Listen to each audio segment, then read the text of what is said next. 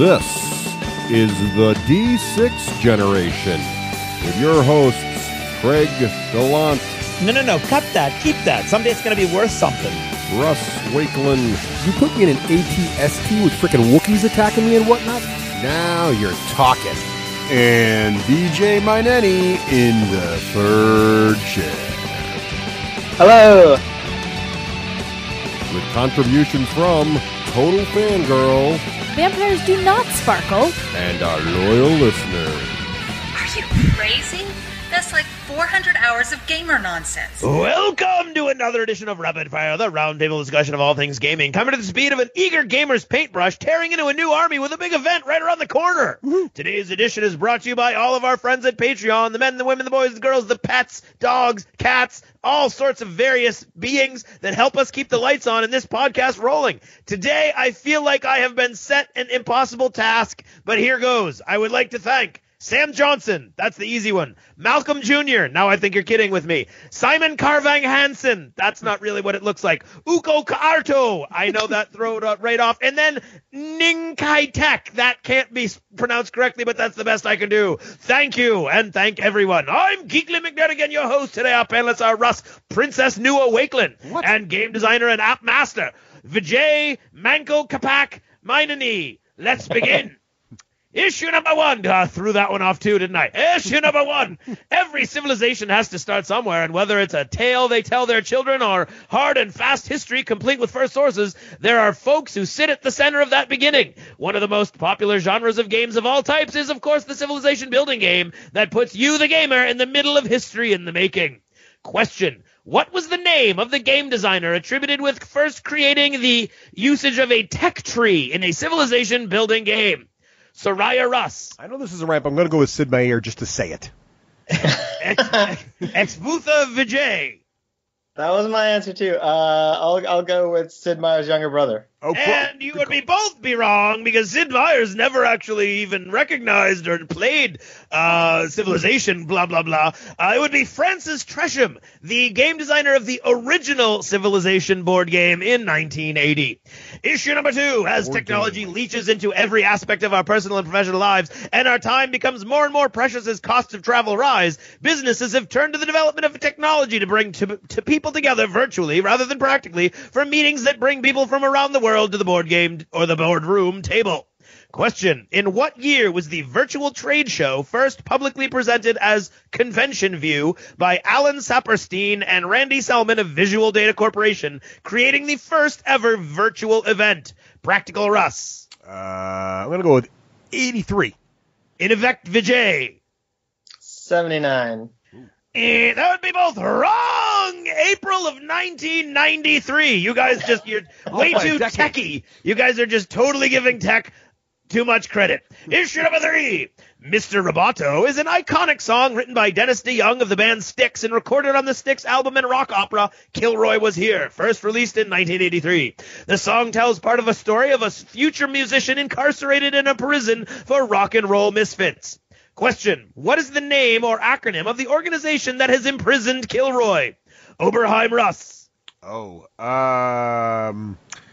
I should know. I totally am spacing it. I got nothing. Wow. This might be a first, ladies and gentlemen. Wakelin has nothing.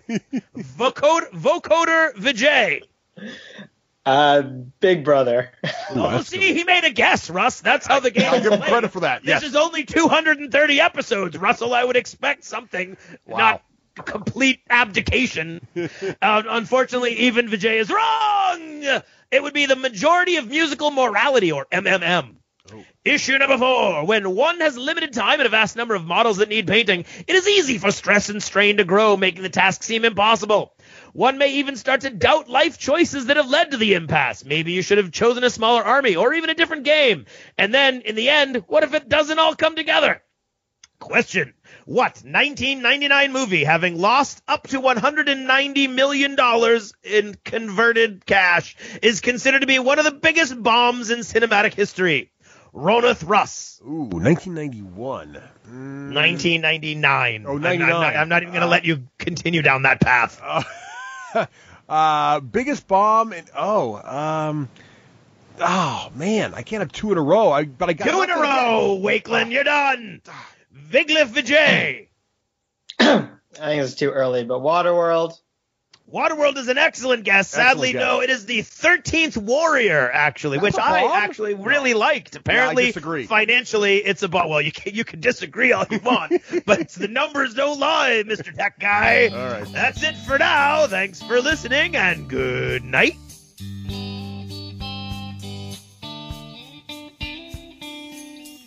This episode of the D6 Generation is brought to you by Lone Wolf Development. Take your game to the next level. And by Geek Nation Tours. Rise up and join the Geek Nation, touring the world at geeknationtours.com. And by Audible. Try the service, get a free book, and support the show. All by visiting audibletrial.com/D6G.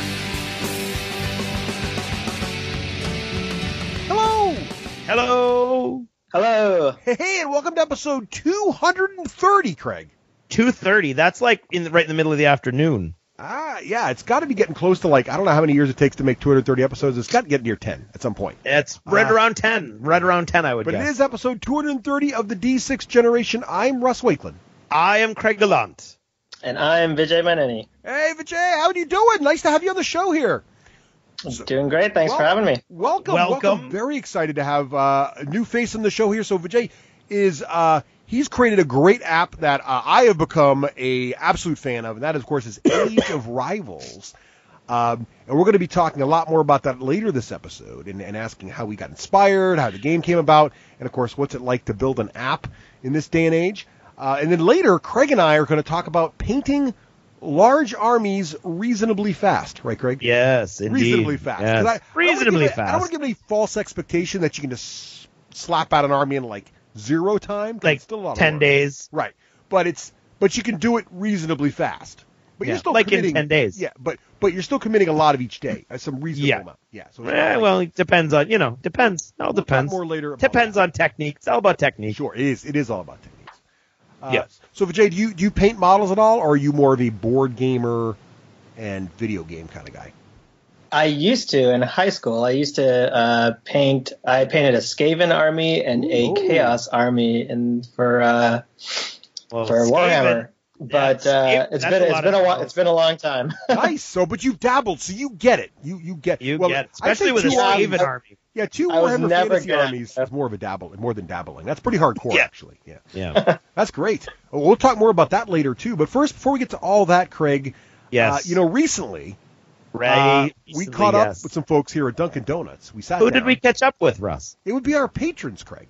We caught up with the patrons. Yeah, we're testing out some brand new technology. We're getting closer to being able to use it every episode. We didn't quite sneak it in this week. That is the goal. We should tell everybody. Yeah, the goal really is part of our sort of 2018 kickoff here and celebrating the 10th year anniversary. Yeah. What we want to do is reinvigorate the whole thing. Yeah, we want to have more interaction with our listeners. And so what we're trying to get to a point is that every week at the same time, roughly, while we record certain parts of the show, we're going to open it up to patrons to be able to join in, listen live to those segments being recorded, and have a live chat room so they can interact with us and chat with us. We tried this out last Lost Chapter, and we did a Q&A with our patrons. Craig, do you remember some of the questions that were asked? It was like, what are we playing lately? What are we looking forward to? Adepticon? Yeah. What are we painting? It was all kinds of stuff. It was great. And so if you'd like to participate, now the key to this is you have to be a patron. Now, Craig, how does one go about becoming a patron of the D6? Well, since you've carried so much water so far, Russ, I won't throw it right back at your face.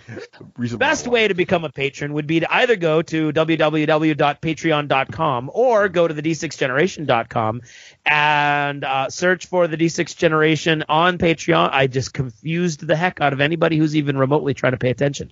Go to patreon.com and search for the D6 Generation. It'll bring us right up. Boom, you'll see Charlie the Cherub. You can click on him. It'll explain things right there. Basically, it's like a little tip jar. You help out with our costs and maintenance and things like that.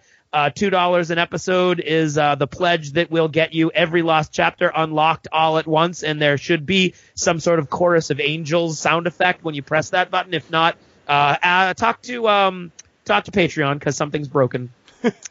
And any level of support will actually get you into this chat room, because we want to be able to have anybody who's even slightly vested in the show involved. Exactly right. So thank you to all our patrons, and they are the ones that make things possible, like, achievements in gaming, right, Craig? What is that? Did you say achievements in gaming? I did, yes. Achievements in gaming! It's time for achievements to talk about what we've been playing lately. Vijay, what have you been playing lately, sir? What kind of board card games have you been playing? That kind of thing. Role-playing games. We just got through the holidays, so mostly I've been playing stuff with my family. One that I thought was a lot of fun was the Citadels. There's like a new edition of Citadels that has all the expansions and I think 8 or 9 new cards. So I got that for my little sister as a holiday present, Christmas present, and that was really fun. We had a lot of fun playing that. That's awesome. Cool. Yeah. Now, what do you like about Citadels? Did you play the original Citadels? So is this sort of like bringing back the old times for you, or is this you just like the newer version? I played the original once, with work friends a long time ago, and I thought it was really great then, but then I kind of forgot about it. So I happened to see it at Barnes & Noble. I picked it up, and it's a really solid game. I remembered how much I enjoyed it that first time I played it, and it's kind of like that sweet spot in terms of it had enough strategy that it was really appealing to me. But my dad could also play it. My little sister could play it. My wife and my other sister. It was really fun. I could almost even probably get my 8-year-old daughter to try it. Nice. So a good family game that you can play with just good for everyone. What's the player count now for the latest edition with all the expansions? How many does it handle? I forget. I'm not sure, but I think it can get up into 8 or 9. Nice. I would be surprised. Yeah. Great. Yeah, a lot of Barnes & Noble is a great place to find games nowadays. Really, it's become so. Yeah. Yeah. I was pretty impressed. For sure. What else is on your recently played list there for board games? So one of my sisters got me a game called Magic Maze, which I'd never heard of before, but it's a co-op game. And basically the theme is a party, like a fighter, a wizard, an elf, and a dwarf, I think, the standard party.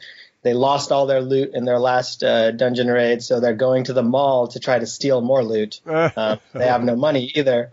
So the theme of the game is you go into this mall, you explore the mall, you try to find what you need, and then get out before security catches you. But it's a co-op game, and I'm actually I'm always a little hesitant to play co-op games because I feel like a lot of the times in the groups I play with, one person kind of dominates sort of the decision making of the game, takes over the whole show. The more kind of casual players or less confident players kind of just stay silent, and that's not as much fun. So the cool thing about this game is actually you can't do that. No one's actually allowed to talk to each other except at very specific moments in the game. So everyone has to make their own decisions with no kind of. You don't need to run what you're doing by anybody else. You don't need to, ask for advice. You can't actually. Everyone's got to make their own decisions, and everyone has one action that only they can do on behalf of the entire party. So it really forces everybody to kind of play a role that's equal, which I thought was pretty cool. That's pretty awesome. Do you get a lot of "oh man" happening after people do it, or you're going to sit there very silently and they do the thing you were hoping they wouldn't do? There's a lot of "oh man," and there was a lot of losing. We were actually not very good at it. And there's actually there's a funny / annoying mechanic where there's this one token. The only purpose of this token in the game box is you put it in front of someone to indicate that you wish they would do something that they're not doing. That puts a lot of pressure. So it's kind of like saying it's your move this turn is a key move, but you can't tell them what that is. Yeah, and then half the time they'll take input in front of somebody else because they think otherwise. That's awesome. I love it. Yeah. So that's Magic Maze. I'm not sure I've heard of that one. That sounds cool. I'll check that out. Magic. Yeah, my sister found it somewhere. I don't know. I hadn't heard of it either. It was fun. You guys enjoying it even though it's hard? Is it one of those games where it's tough to win but you like to try it over and over again? Yeah, we tried it a few times. We were not doing very well. We've got to hit it up again next time we're all together. Nice. Cool. What else you got over there? Another one that this one my wife found, and it was called. I think it's pronounced parfum, maybe. I don't know. I think it's like perfume in French. And it's a game about making perfume. This was actually a good one that all 4 of my immediate family could play together, my wife and my 2 daughters. And they're 6 and 8, so that's a pretty good age range. And it's just about making perfume. So you have you go through different phases. You go through a phase where you collect ingredients for your perfume. Then you go through a phase where you're trying to match those ingredients to different recipes. And then you try to sell those to, various nobles for points. I haven't played Splendor, but I've heard of Splendor, and I think Splendor has a similar kind of mechanic. And it's a more well-known game. Yeah, it sounds Splendor-esque, but I think this game Splendorific. This game has this dice rolling mechanic that I think makes it a little bit maybe easier for younger players because there's more luck involved. Yeah. Maybe Splendor has that too. I don't know. But yeah, it was good. My kids like playing it, so that's a fun one. I'm also playing a lot of Through the Ages on my phone. I picked that up a couple weeks ago. Nice. And that game's pretty solidly implemented. I was pretty impressed. I was very I was wondering how they would get Through the Ages onto a small screen, but they did a really good job with it. Great. I haven't played the phone version. I've played the online, sort of play by email version. You can with asynchronous turn. Does the phone mode have that too, or is it only single player? The phone mode has that too, I believe. I've only been playing single player because there's actually a pretty surprising amount of single player content. Mm-hmm. They kind of built all these challenges so you can play the game with sort of tweaks to the rules and try to beat them all. So I haven't even gotten into the multiplayer yet, but I do believe they have both an asynchronous and a synchronous way to play multiplayer. I think Through the Ages is a great game. It's not a game that plays quickly. So it's nice to have the asynchronous mode where you just make a turn and then, maybe twice a day you make 2 or 3 turns or 3 times a day. And then, you wait for your opponent to make their turn. And it's kind of those things that becomes a saga, kind of, Yeah, exactly. It's cool. It is cool. Kind of like the, old Civ video games or old and new Civ video games. Right. Yeah. And then the last one I was going to mention is this game called Dragonwood, which I recently picked up again to play with the kids. These are all kind of family games, I guess is the theme. Right. And that's a fun one that the kids really like. And the cool thing about that is that when my kids' friends and cousins come over, I can introduce them to it too, which is nice because I'm always stressed out when my kids' friends and cousins come over that they're not going to think I'm very cool. You gotta be the cool, you gotta be the cool dad / uncle. Right, exactly. I really desperately want to be the cool dad / uncle. So, so Dragonwood has helped with that. Nice. Now describe Dragonwood. Now, first of all, what's the age of these kids roughly that you're playing with lately?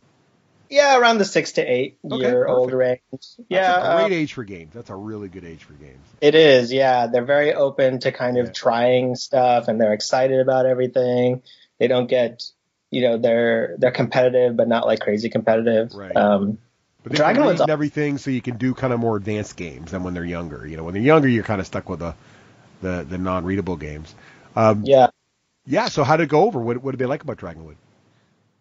I kind of think of Dragonwood as sort of like a much simpler like Thunderstone maybe, or even like Dominion. But maybe that's not a fair comparison. But basically, there's a bunch of monsters in the middle of it's a card game, and there's 2 decks. There's an encounter deck that's basically monsters that you have to defeat, and then there's a hero deck, which is heroes that you collect and form into like sets basically. But there's 3, and you use your heroes to defeat the monsters. There's kind of 3 different attacks. There's a scream, a stomp, and a stab, and it's almost like playing rummy. Like one of them, you need like all cards of the same color. The other one, you need like all cards of the same number, and the third one, you need cards in a run, like 5, 6, 7, 8, for example. And the more cards you have, the more dice you get to roll. So you try to basically collect a group of fighters to roll as many dice as possible to defeat these hard monsters in the middle of the board. And then there's also cool things you can pick up like weapons and spells that make it easier to do that. So it's kind of like a cool introduction to I guess it's almost a little bit like Munchkin too in that sense. So yeah, cool. They like a little bit of everything. Yeah, they like trying to get like the invisibility cloak and the shimmering sword and I think one of the things you can get is like a magical bunny. There's all these like fun things you can get to like make your future rolls stronger. And they get so excited when they finally defeat like the dragon. And it's good. Like anyone can play it. It's just collecting cards, matching numbers and colors, a little bit educational too. And rolling dice. So yeah. Russ loves games in the bunny genre. So I do like bunny games. I do. I'm not going to lie. Bunny Kingdom's still a favorite. Yep. Craig, how about yourself, sir? What have you been playing lately? Well, I've been slowing down a little bit lately. I've been still playing a lot of Downforce, the car racing and betting game. I think I got 5 or 6 more of those under my belt because I went and bought it. Now, this is like basically Camel Up meets IndyCar, basically? Yeah, kind of like that, yeah. Although I've never played either of those, but sure, it sounds good. Sure. And so there's that. And then I had a friend over and his wife from school, and we played Waterdeep. Oh, that's a classic. Lords of Waterdeep is so good. Always fun. Lords of Waterdeep is a blast. Yeah. Yep. So that was great. Not just saying that because I won. And then that was with Karen gunning for me, but also trying to convince the other two to gun for me also, or just giving them advice over the whole game that just happened to be against me every time. Good meta. I like that. Yeah. And then another game of Rune Wars under our belt. Yeah. Russ and I got another game in preparation for our event at Captain Con. We this time around the elves. This was their second full appearance. This was their first appearance full on where they were 200. Yeah, I think they played slightly under 200 last time. Yeah. And then I've used them as an ally for the humans a little bit. And then this was the first game, though, I really came at them with the full thing. And we got pounded by the... the Uthuk Ilan, the demon-worshipping barbarians who used to be human at one point, are apparently very tough. They are. And the elves... Well, the mistake I made was I was like, I'm just going to stay here and use my awesome ranged abilities. And what I did not count on was how fast your guys were. Well, they don't have any armor, really. In my grill so quick that I should have maneuvered, and I did not. Yeah, there's demon dogs that are charging like 6 or 7 across the field. I do want a rematch. I also think you did a great job with controlling the deployment zone, so I ended up in a more dense deployment zone, which I thought was okay, but it ended up not being okay because you were so darn fast. Right, and of course their leader, Ravos the Everhungry, I don't know why I would ever take any other general in any army, considering he eats people all the time. Like, through the whole game, he's eating guys, killing them with a big scythe, killing them like everybody around him as he sweeps the scythe around, and it was brutal. Yeah. It was a glorious thing to behold. Yeah, well, it depends on whose side of the board you're on. I guess so. I mean, you can at least appreciate the dance-like choreography of destruction. Yes, it was that. Sure. Yes. Okay. Whatever. And what about my list? I played Rune Wars with Craig, obviously. Then I played. It's been a while since I played Zia: Legends of a Drift System. Have you tried this one, Vijay? No, I've never heard of that. So this is a 4X, space game, but each player is commanding a single ship. And you're flying around doing various tasks. One minute you might be doing a pick up and deliver thing, and the next minute you might be blasting one of your opponents out of the sky. What's neat about it is that as you it's got an RPG element. You're leveling up your ship. So you start out with a very basic small ship. What's cool about this game is it was one of the early Kickstarter games, so it's got like tons of cool pre-painted components. Every ship has its own shape, and when you pick your ship, you get the exact plastic model that's pre-painted in that shape. As the game progresses, you can level your ship up, and you get a new ship, new model, and a new board. Each of these boards that represent your ship in front of you, it's kind of got this sort of like blank Tetris area in the middle, and you buy ship components that you sort of fit together like a Tetris board. And the trick is the components must fit inside your ship, and some of the components are like Z-shapes, some of them are long and thin, and there are 4 bricks this way and 2 bricks that way. And the thing is, as you try to fill your ship up with a good engine and then good lasers and good missiles and good shields, you are run into problems with how you fit it all in there, along with having enough room for cargo and everything else. It's a really neat little game. I hadn't played it in a while. My friend Chuck brought it in, and he had all the expansions, which I had not tried, and I really enjoyed it. It's a fun game. It is a long playing game, and you got to be okay with some luck. You don't really a lot of luck going on there, so you have to be. It's one of those sort of Saturday afternoon games. You sit down, you play it with some friends. And you don't really worry about who wins. You're more worried about enjoying the story. Although there are some definite strategies to the game. So I enjoyed that. It was fun to play that again. Still having a great time with Dungeons & Dragons 5th edition with my family. I play with my daughters, as I mentioned on the show before, as well as my niece and nephew and brother. That's going great. We're still in the middle of the Tyranny of Dragons campaign. They seem to be enjoying that, so still have a lot of fun there. And finally, tried a brand new game, Craig. You saw me buy this. I picked up I did. Doctor Who, The Time of the Daleks. Now, Vijay, are you a Doctor Who person? I've seen some Doctor Who. I'm not. I need to see more. So you are basically what we would call a Doctor Dabbler. Yeah. Right. So you know enough to be dangerous. So this game, I thought it was a no-brainer because my wife is a huge Doctor Who fan, and I really like Doctor Who. Uh-oh. So, that didn't sound glowing. Yeah, well, I picked it up. It's by Gale Force 9, and they generally do a really good job with it. They usually do great jobs. The components are awesome. It comes with a bunch of little, as I call them, TARDI, which is the plural for TARDIS. Is it really? I don't know. It comes with a bunch of little TARDI, whatever they are. It comes with 4 different generations of the Doctor. So Doctor Who fans will know that occasionally Doctor Who doesn't really die. He just regenerates in a new body and a new form. And that is a very clever way they can have a show on since the 60s and still get new actors to play the same person. That is how that works, basically.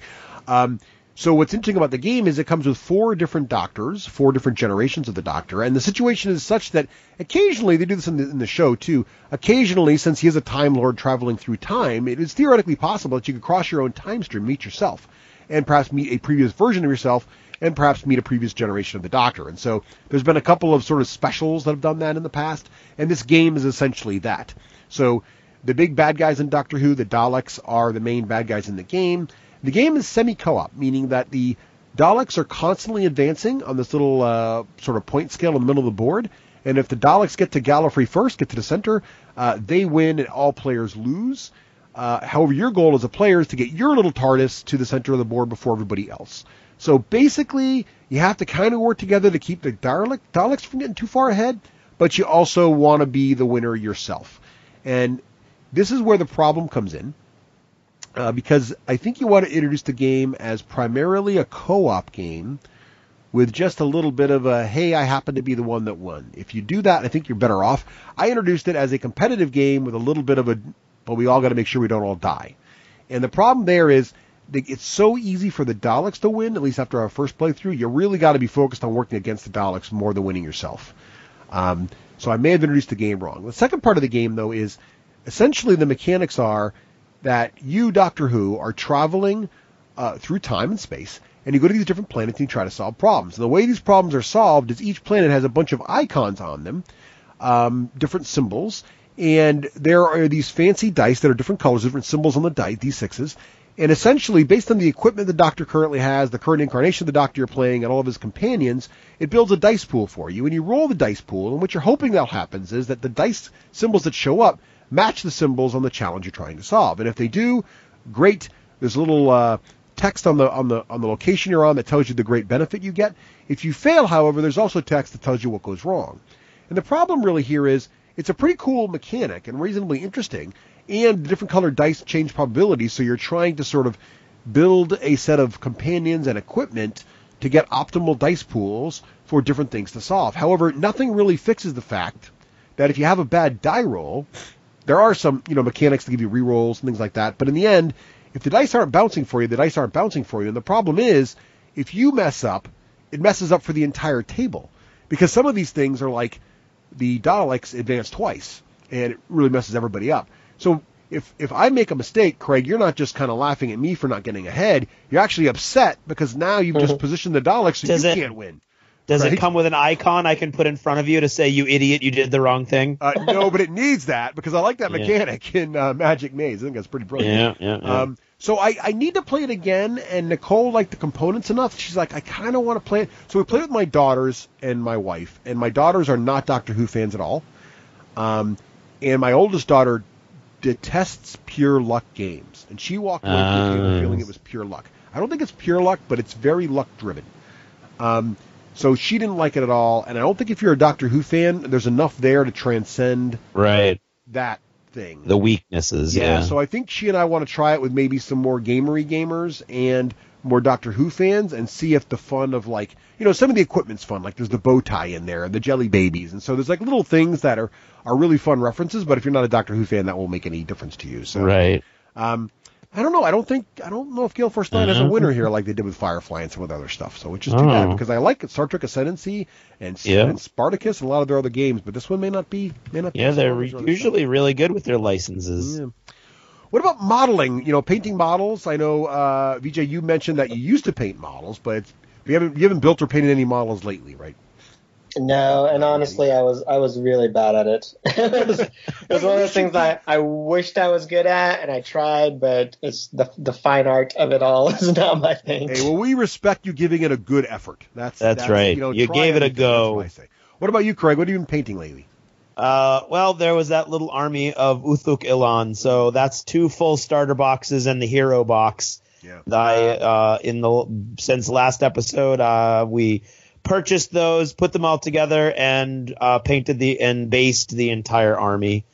And in the same day that I finished that, I immediately dove back into my my Dakan, my human forces for Rune Wars, because I didn't want that sort of hanging over my head unfinished. So I am currently painting 12 horses to conclude or to finish up my primarily cavalry-based army for the humans in Rune Wars, and 8 crossbowmen of the new unit that I think is going to be pretty cool, and Lord Hawthorne, the general on a horse that lets you do some cool things with the horse formations. Nice. So that's what I'm working on now. What about you, Russ? Well, as Craig mentioned, I've been painting my elves like crazy in Rune Wars. I got 36 elven archers done, which is a pretty good number. That is a lot. Also, I painted up their heroes in command. So that is the standard bearer, who I really like how he looks. He's cool. Their musician, their champion, and their sorceress. So 4 of those folks total. And then I also painted up the 2 of the giant, I call them Ents. They're not really Ents, but giant walking tree things that shoot energy beams out of their eyes. So I got a good chunk of the army done. What's really left now is just a couple of the centerpiece models. So really, there's 2 heroes that I want to paint as well, and then I'm pretty much ready to go here. So I'm almost done. Right? And then I got to put on the little the static grass and the little. Oh, use the textured paint, huh? Oh, I did. Yes. Oh, yeah. I got this. So I got a slightly different. I wanted to talk about this. So I've been trying to find good textured paint. So Craig got me all jealous. So the thing about Rune Wars that's a little bit challenging is that they've got these cool puzzle bases. So all the models stand in this base, and then the bases puzzle together. And so you want to, but the problem is they're super smooth bases. So you want to add a little something to make them exciting and look realistic, or something, not just look like big black squares. So, and the problem is because they're plastic, you can't really use Elmer's glue on them very well. So Craig and I were looking for something. Craig found this really cool textured paint. What brand is yours, Craig? Oh, I don't even know. I want to say it was... It's halfway across the room. Yeah, I want to say it was Testers. I thought it was Testers. It might... But it may not be, because I couldn't find Testers, but I went to the local store that Craig recommended, and I found it Tamiya, who is... That's what it is. That's what it is. It's Tamiya. I found a large pot of this stuff. That's what I have. It is quite big, but it was also quite expensive. Yes. It was $28 for this. That's more expensive than the stuff I got. But it's quite big. It's like a small jelly jar. You can get jelly jars in the small, so like that's how big this is. This would paint, and I was like, well, I want to have enough to do it to really have enough, and I definitely do have enough now. But I'm really pleased. I mean, $28 is a lot for paint. I'm not going to lie, but it really is working awesome. I'm really loving it. So I don't know. I mean, us miniature gamers spend stupid amounts of money on silly things, but I have to say, if you're looking for textured paint, I don't know. They also had a smaller jar, which I think is what Craig got. I don't know that I would spend for the large this time. I mean, the smaller jar was like $15, which is still expensive, but yep. The stuff I got is the Tamiya diorama texture paint soil effect. That's exactly what I have. Diorama texture paint. I got a $15.50 bottle. And how many ounces is yours? 100 milliliters. Yeah, see, mine's 250 milliliters. so I have enough. I've only done 3 whole armies with my jar, and I still have half left. So you'll have it for like a couple more generations of Wakelands. Will be all set. This just means, Craig, I need to buy more armies. Is basically that's what I'm hearing. What I'm hearing here. But but I really like it. So don't do what I do, people. You don't need 250 milliliters. But you can if you want. Don't limit people. But if you're in the neighborhood of southern New Hampshire and you need some textured paint, I can give you a good dollop for only $5. So there you go. Swing by. Maybe I can sell it piecemeal and make my money back. Yeah. But I'm really happy. I don't regret the purchase at all, despite it being $28. No, it works. It works. I mean cereal, but I'm painting well, so that's it. The kids aren't going to college, but those bases look great. Right. Get yourself a scholarship, kids. I'm basing models. Excellent. BJ, what about other stuff? What about random geeky goodness? Books you're reading, movies you're seeing, TV shows, video games? What do you do in that front? Well, so the other day, so my sister got me the, I only bring this up because this was the other day, but my sister got me the DVD of the Sci-Fi Channel Dune miniseries. Awesome miniseries. Good stuff. How long ago was that? When did that come out? I feel like that was forever ago. I looked it up recently, so I think I know that it was like around 2000 maybe. Oh, wow. It's been a while. I could be wrong. Yeah. I might be remembering wrong. But she got it for me like at least I think a decade ago. Yeah. And it was just sitting there shrink wrapped in our garage for the longest time. And for some reason, like it popped into my head the other day. So I pulled it out. I opened it. And I sat down with my wife and we watched the first two. And I'm enjoying it. My wife's a little bit, the effects are kind of dated now. I was wondering if it held up. Does it not hold up too well, or? I mean, I like it. I think that my wife is having a harder time getting into it. Yeah. So, but yeah, I'm gonna finish. I'm gonna finish the third one. I really like the story. And then I was kind of like Googling it, and I heard that they're making a new one, which is kind of cool. They are, yes, I heard that recently too. So that's pretty exciting. Oh, I didn't know that. I'm a big Dune fan. For TV or like a continuation on Sci-Fi or a new reboot a reboot, a feature film with the guy who directed Arrival, who's directing it. Gutsy. Dennis Villeneuve, I think. I don't probably saying his name wrong, but I think they're trying to redo it, with modern kind of everything. So that'll be exciting. That'll be great. Yeah. Yeah. So I'm excited about that. What else? Been watching the new Voltron on Netflix. What do you think of that? I love it. I think my kids and I watched it together. Have you got, how far into the series are you now? We're all caught up as of recently, and I think it's great. I mean, I watched it when I was a kid, obviously, and I remember it, kind of like maybe like 50% of it decently well for it being so long ago. And I think they're doing a great job staying kind of true to that spirit, but sort of updating it and making it really interesting. Like the voice acting is really good, the humor is good, the writing's good. Yeah, and they're coming out with it. They're like cranking it out really fast too. They really are. It's like almost like twice a year they come out with a little smattering of episodes. I really like it too. I think they really nailed it. They did a great job. Yeah, cool. My kids like it too. It's like hard to find the thing that like a 6-year-old and me like and my wife like, right? But Voltron definitely fits that category. Cool. Have you and your kids watched Avatar: The Last Airbender yet? No, we haven't. Is that a good one? That was my girl's absolute favorite animated series of all time. Oh wow! I think they've watched it at least 4 times all the way through, and there's a lot of episodes. The follow-up to it, Korra was good also, but not as good as the original. But that was, in fact, we compare every series we watch, and we think Voltron is almost as good as Avatar because it catches a good balance of being serious 1 minute and sort of fun and silly and sort of the over-the-top anime facial expressions the next, And Avatar does a really good job of that. It knows how to balance that really well. I think you'll like that. If they like Voltron, they will like Avatar. Yeah, I'm writing it down. We'll definitely try that. That sounds great. Just stay away from the movie. Yeah, the M. Night Shyamalan one. Don't do that. Don't, just say no.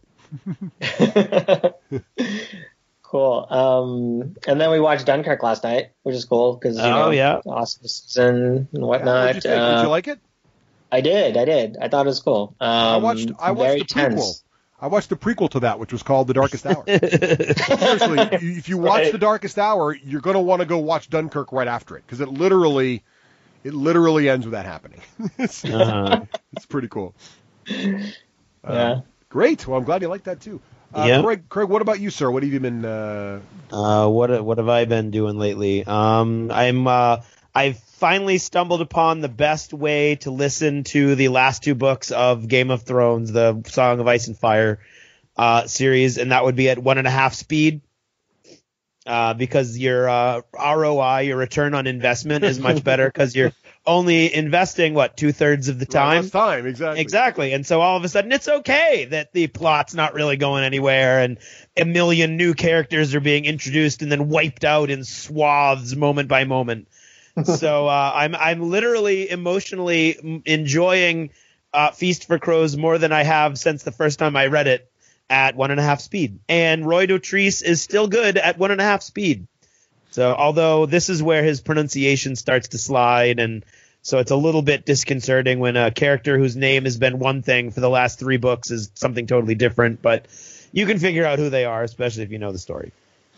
I just binge watched, my version of binge watch. I can never watch more than 2 episodes at a time, but when I just start watching something and I watch it all the way through, that's what I call binge watching. Sure. And I binge watched Godless on Netflix. Well, what'd you think? That's on my list. What'd you think? Russ, I think you got to watch it. Okay. All right. That's good. It opened, the opening scene, so I'm not spoiling anything. The opening scene is brutal.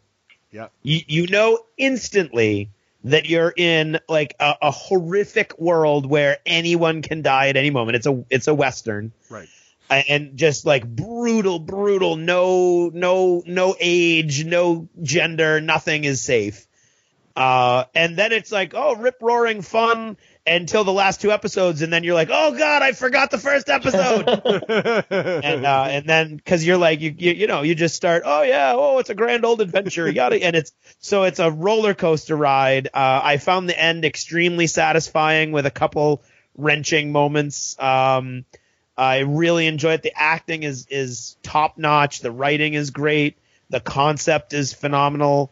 I think, like I said in the last episode where I mentioned this, it's got a couple actors that you'll recognize that are almost always playing goofy good guys who are not goofy good guys in this particular one guy in particular, and so I really, really enjoyed it.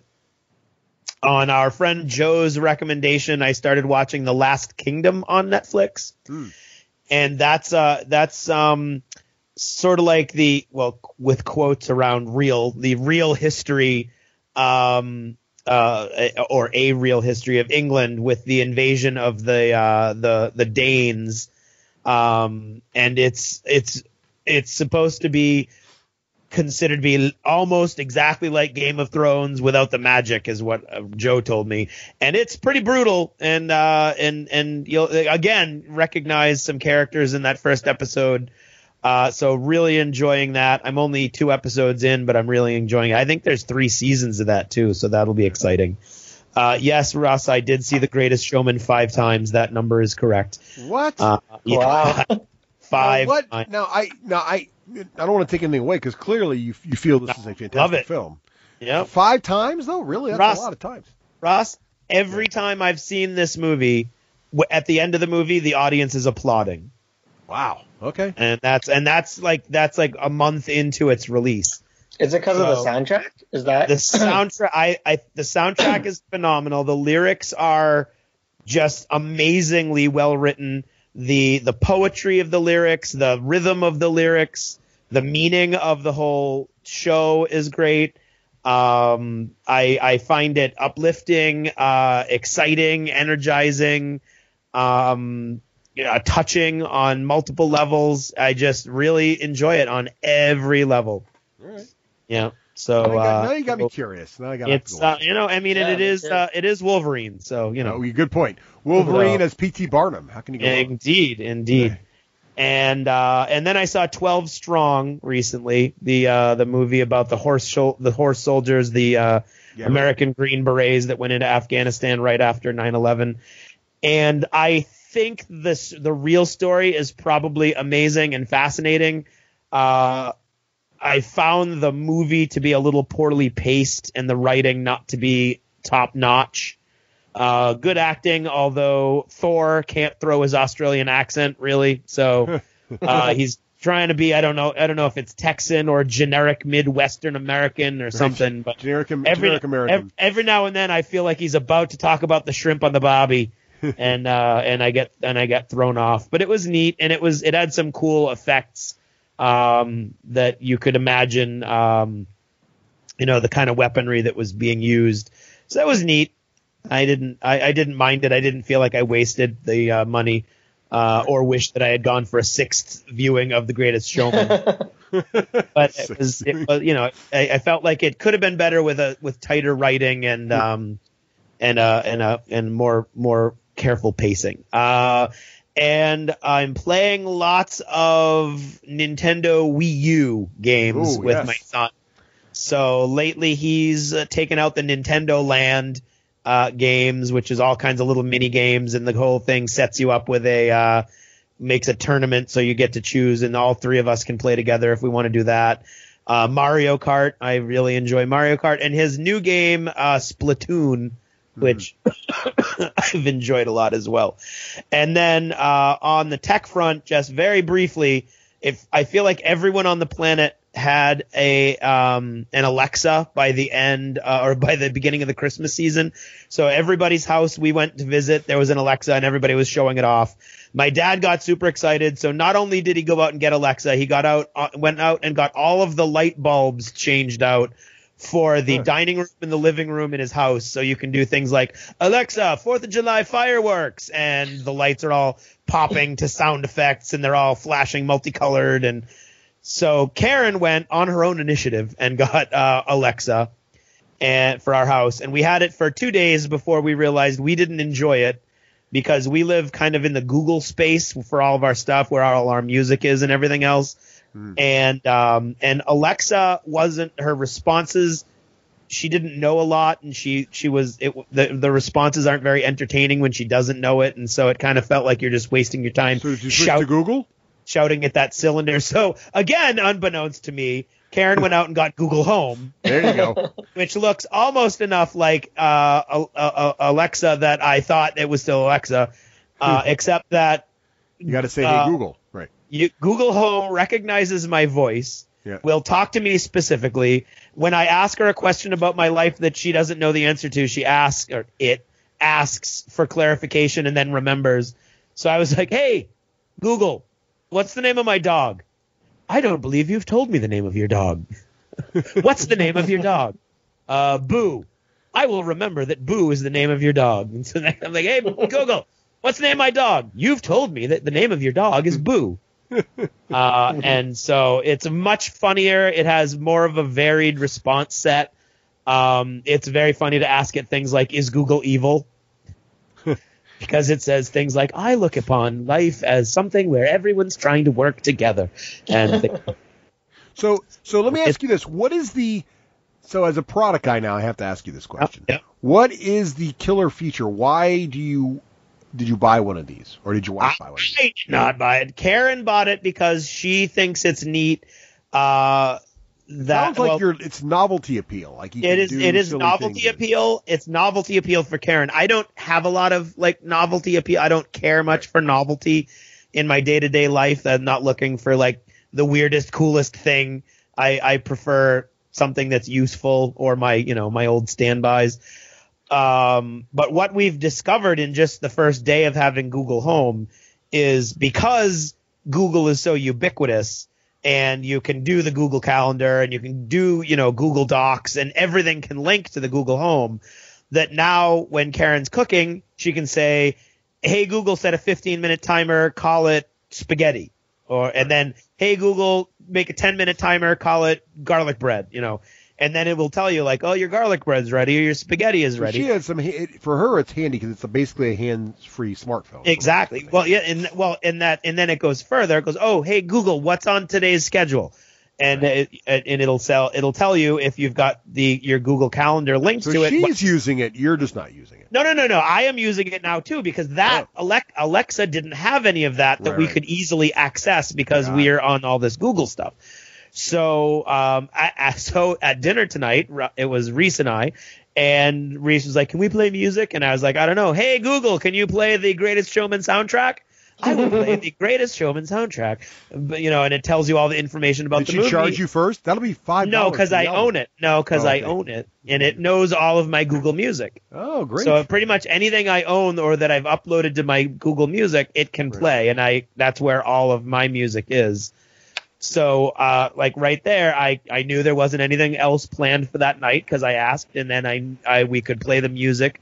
And on top of that, you can play trivia games, which Alexa can too. But the Google Home has all kinds of sound effects that go with the trivia games.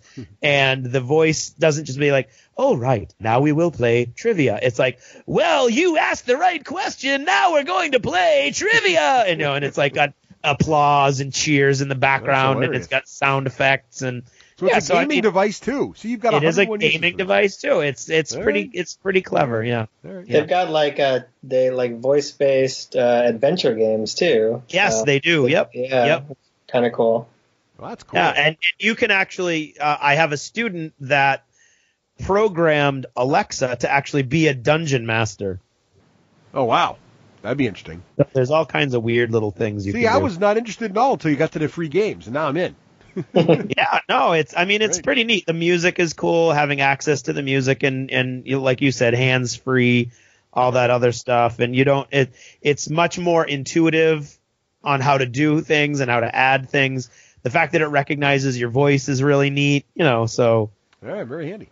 Yeah. And if you ever knock yourself out, you wake up, you forget who you are, you can say, "Hey Google, who am I?" And as long as you've told it ahead of time. Exactly. As long as you've told it ahead of time. Right. And your voice isn't too screwed up from the head injury. Yeah. So how about you, Russ? Well, real quick here, on the book front, I listen to most of my books via Audible, and so I just finished up The Clockwork Dynasty, and as I mentioned, this is the one where it takes place in modern day times, but it flips back and forth between two protagonists, a young woman who's living in the now, but also a clockwork creation who's living back in the 1700s. The premise is there could be robots, but what if robots were built prior to electricity? Well, how would that even work?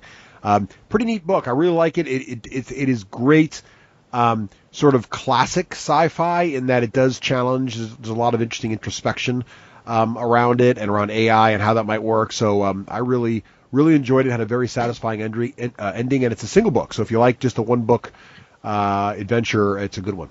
Also, I think I mentioned on the show before, I really enjoyed Tom Stranger, Interdimensional Insurance Agent, by Larry Correia, which had a very Douglas Adams sort of feel. It's a very short book. It's on Audible only, and now he just released a second one, Tom Stranger, A Murder of Manatees. And before you get too worried that he's talking about the destruction of the endangered species, in Tom Stranger's world, there's a dimension that's entirely ruled by manatees. So, which probably means there's some evil ones that would be okay. Right, but it doesn't. Who knows if maybe a Earthbound manatee was mistakenly murdered by? So we don't know. I haven't listened to it yet, but I'm looking forward to that. Also, Vijay, if you like, as I mentioned, my girls really enjoyed Avatar. They loved Voltron. Both of those shows they enjoyed. Well, Voltron they're enjoying now. Avatar they enjoy when they're a bit younger, your kids' age. They're now 13 and 14, but they are in love. They introduced me to Ruby. Ruby is a... Are you familiar with Ruby, Vijay? No, I don't think so. So Ruby, and it's spelled R-W-B-Y. So replace the U in the gem Ruby with a W. As kids do today. Well, this is an animated series on YouTube by the guys at Rooster Teeth. These are the guys who did Red vs. Blue. And it is fantastic. Definitely give it a few. The first season is only like 5-minute episodes, so they're really, really short. But as the seasons progress, and they're now in the 5th season, the episodes slowly grow longer until they're about 20 minutes a shot, which is pretty typical length for what would normally be a half an hour, TV show with commercials. So, totally free on YouTube, nothing to buy or anything. I highly recommend them, very much in sort of that vein of Avatar and Voltron, with that, totally different world. It's sort of a steampunk world. Oh, cool. The only thing I will say about it is that It follows the adventures of these 4 young girls who become sort of these huntresses that fight these sort of dark creatures. It's really, really cool. Really interesting world, compelling story. It does get pretty dark in season 3, where there's a lot of death and other stuff. So where I would say Avatar and Voltron are a little lighter and stay away from that, Ruby gets a little darker. So you may want to watch it first and see if it's age appropriate for your kids if they're 6. But maybe 9 or 10, you're probably totally cool. Okay. But again, your mileage may vary depending on your parenting style and your kids' style. But I really enjoyed that one. I would definitely check it out. We just got up to season. My girls are all caught up, and they got me watching it now, and I'm up to season 5 now, and I'm loving it. It's awesome. Also, kind of in the vein of you bringing back an old Dune series, I am rewatching Pirates of the Caribbean with my kids. I don't know why. We were just like in a pirate mood, and quite frankly, Pirates of the Caribbean is almost as old as the Dune miniseries. Actually, I think it's a little bit older. It came out in 2001 or something. But yeah, that movie holds up. We're now in they do get a little weird in the middle of the series, but there's still scenes in every movie that are just fun. So much fun that I don't care. We just really enjoy. I don't think I can get too much Captain Jack Sparrow. It's not possible for me. And finally, although it is funny because I was watching The Good Place, the TV show The Good Place, Yeah. And they go to, this is not a spoiler, in the latest episode, they go to the bad place. And while they're there in the subway, you can see a poster for Pirates of the Caribbean 6 continuously playing, which is pretty funny. And finally, I am still loving Assassin's Creed Origins. I'm almost at level cap in the game, but I'm still only about halfway through the main story because I keep doing all the crazy side quests because they're just that good. This is definitely, and I really like Black Flag because I like pirates, but I am really liking Origins. So if you're an Assassin's Creed dabbler or you like any kind of open world game, Assassin's Creed Origins I think will make you pretty happy. So, that is a lot of achievements. Did we get all of our achievements there, Vijay? I think so. That was achievements. I feel like we're achieved. I'm achieved out.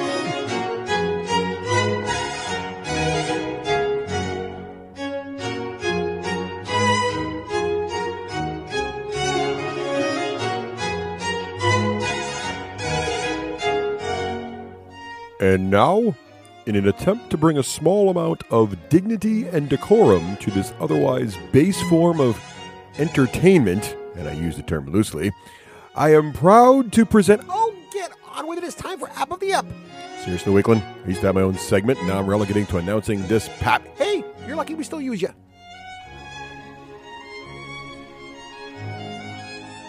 Hey, everyone. Welcome back to another App of the Ep. This time around, I don't think I've spoken about this one before, and if I have, I apologize, but I wanted to bring it back up because my daughters and I got really into this thing, and it's called Stormbound.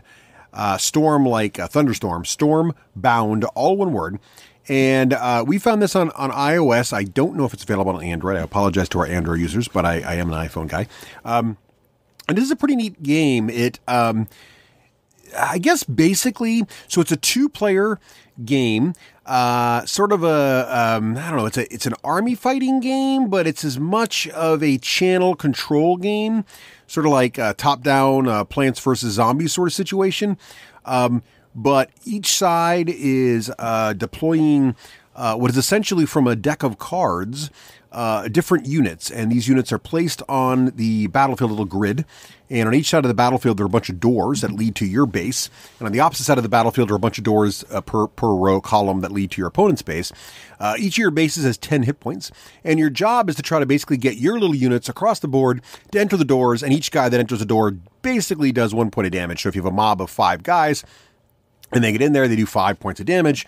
That'd be great because you got them at half strength. And the first guy to destroy the other guy's base is the winner. What makes this interesting, and there are other games obviously sort of in this genre, but what I like about this a lot, A, is the art style, B, the music's great, but C, the decks. So there's basically 4 different factions driven by these decks. Now the game itself is free, and as you play the campaign and do other things, you will unlock more and more cards that you can then use to build your own deck, which is kind of like a cross between deck building but also army creation, because what's going to happen is each turn you're going to have a hand of 4 cards to choose from to then deploy units, but you also have essentially a mana resource that goes up over time, kind of like Magic. So you can choose which of your cards to deploy. So if you got a hand of all high mana cards, you're going to want to recycle one. And each turn you can basically discard one card and draw a new card. But over time, you're going to sort of optimize your deck with your favorite cards. And then what I like about it is the deck optimization is super simple. But I really like how the game plays. It looks really cool.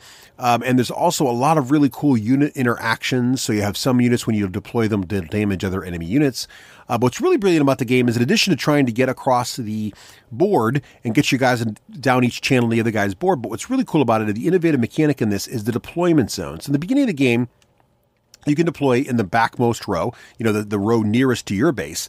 But as the game progresses, you can deploy new units, new cards, directly to the frontmost row where you have a unit. So if you've got a unit halfway across the board, you can now deploy units directly to the halfway point. If you've got a unit all the way across the board, you can now be deploying units right in your opponent's face. And so there's as much strategy about pushing your opponent's lead unit, either killing it or pushing it back somehow via magic or other things, far enough back so you're really getting his deployment out of whack. And there are cool units also like forts in the game, which are really have a lot of hit points, hard to kill, but all they really do is push your deployment zone forward. So there's a lot of really cool unit interactions. There's a lot of really cool healing and other powers that happen here. There's a lot of cool fluff with units that can shoot. It's just a really interesting little game, and my daughters and I are really enjoying it, and you can't really beat the price, which is free. Now, there is, of course, things that happen in the game that make it desirous for you to spend money, like to increase your collection of cards and such, but you can have a great time with this game without spending a dime, and check it out. I think you'll enjoy it. It's a really great little strategy game. I also like the fact that you can very easily play your friends. So some of these games, you click battle. There's a pretty good campaign mode. There's also battle, just put you against a random human player. But I really like the little friend icon on the right-hand side. You can exchange player IDs with your family. My daughters and I have done this, and we can play each other at will. So we'll play on our own for a little while, build up our favorite army, and then go at it. Say, I think I got a pretty good force, and go at it again and see how we do. So check it out. It is Shadowbound on iOS.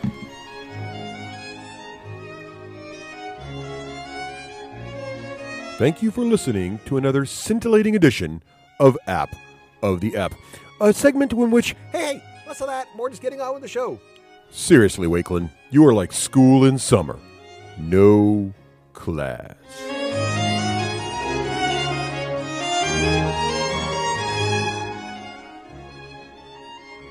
Hey, welcome back. Well, as you know, Vijay's on the show, Craig, here with us. Yes, I do know that, yes. And, Vijay, we're very excited to have you here. I really want to talk to you about your app, Age of Rivals, and how you decided to make this thing and what process you went through and what's the journey like. Yeah. All that stuff. But first, Vijay, as you may or may not know, we always ask first-time third-chair guests this question: are you now or have you ever been a gamer? Yeah, absolutely. I don't know what else I am if I'm not a gamer. You self-identify then as a gamer. Oh, the existential response. I like that. That's very meta. So what's your earliest memory of like a non-traditional, like, non-Monopoly or Life kind of, non-traditional board game? Oh, wow. Earliest memory. Well, so Dungeons and Dragons probably is one of the earliest. So help us carbon date you. Which edition of D&D was your first? I feel like I'm going to get this wrong, but was it the third edition maybe? Yeah. Like it was a red box with a dragon on it. Yeah. All right. That's great. I think that was it. Yeah. So, and I was the guy kind of in my group of friends who was most into this stuff. So I was the dungeon master. I was the one kind of corralling everyone every week to sort of play these games with me. I got everyone Magic the Gathering cards when that first came out. Sort of the very first edition of that. I got everyone trying out Warhammer, Fantasy Battles when we got into that when I was a kid. I would try to invent games for my friends to play. Anything from variations on tag, because tag was just not interesting enough. the base rule set of tag, it had to be made super complicated. to keep me happy. I love it. To kind of the real stuff. So yeah, I've always thought of myself as a gamer. We had I guess as far back as I can remember, probably the weirdest thing I can remember is we used to have like a Texas Instruments computer. Yeah. And it, I think normally you put like, I don't remember, like floppy disks or cartridges into it, but they had this like accessory for it, which was a cassette player. Yes. And you could put a cassette into it. And there was this one game that was kind of like a fantasy role-playing game that was only available like on cassette. And I'm trying to remember what it was called, but it was like really hard to play, really it was just crazy. And my memory is failing me. But like I used to have to try to get this cassette player accessory working for that Texas Instruments computer to play this game. I just remember all these experiences trying to make games work on hardware that didn't seem well suited to it. Like everything from that to trying to play like, a game on an old MS-DOS machine that didn't have enough RAM, and just like, crossing my fingers and hoping it would work for like a few minutes more. That's the config sys and auto exec bat, getting them yeah, exactly. It's set up all the. Oh yeah. I remember the cassette deck, too, because you'd listen to it, and then, of course, there'd be some little audio hiccup, and some of the code wouldn't load right. You have to go fix it. And then you'd be in there trying to search the code to try to get it right. Did you ever play any text adventures like Zork or Infocom or any of those games? Yeah, I played Hitchhiker's Guide. Oh, that's the one I can remember playing a lot. I played that one. Yeah, we had like... one of my friend's dads had a computer that had a bunch of games on it like that, and we would play them there. And I think one of the schools I went to had some computers in various places where we would try to load up games. I remember there was this. Yeah. Well, we used to sneak down to so there would be a computer lab in my high school, and we'd sneak down into the Apple IICs, and we'd play Karateka on floppy disk. I don't know if you remember that game. That was at the time, it was like really high-end graphics, and basically you were a little dude that was fighting guys with martial arts. But that was a great game. Now, did your love for did you get into coding at the same time? Was it a hobby for you? Is that your profession? Like, how did the software development side of things come around? Yeah, I got into coding around probably high school, and then I majored in computer science in college. So I kind of made coding my main thing at some point. And definitely games was part of the inspiration for that. But beyond that, I just liked kind of how being able to program sort of opened up, all these applications and possibilities. Kind of no matter what you're into in life, Like there's applicability there in sort of every domain. Yeah. So I just really love the ability to kind of make tools and games and programs that just allowed you to do things that were kind of hard otherwise or impossible. So. And so that is in your day job. Are you a software developer also, or is that still sort of a hobby for you?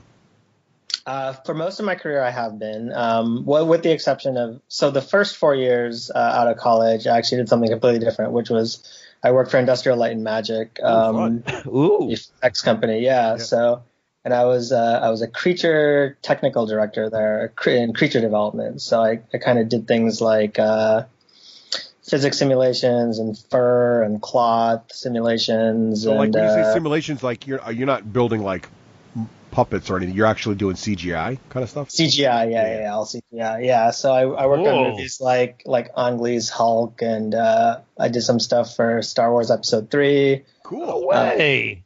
Van Helsing, Day After Tomorrow, like all these movies that you've probably forgotten. No, they're good.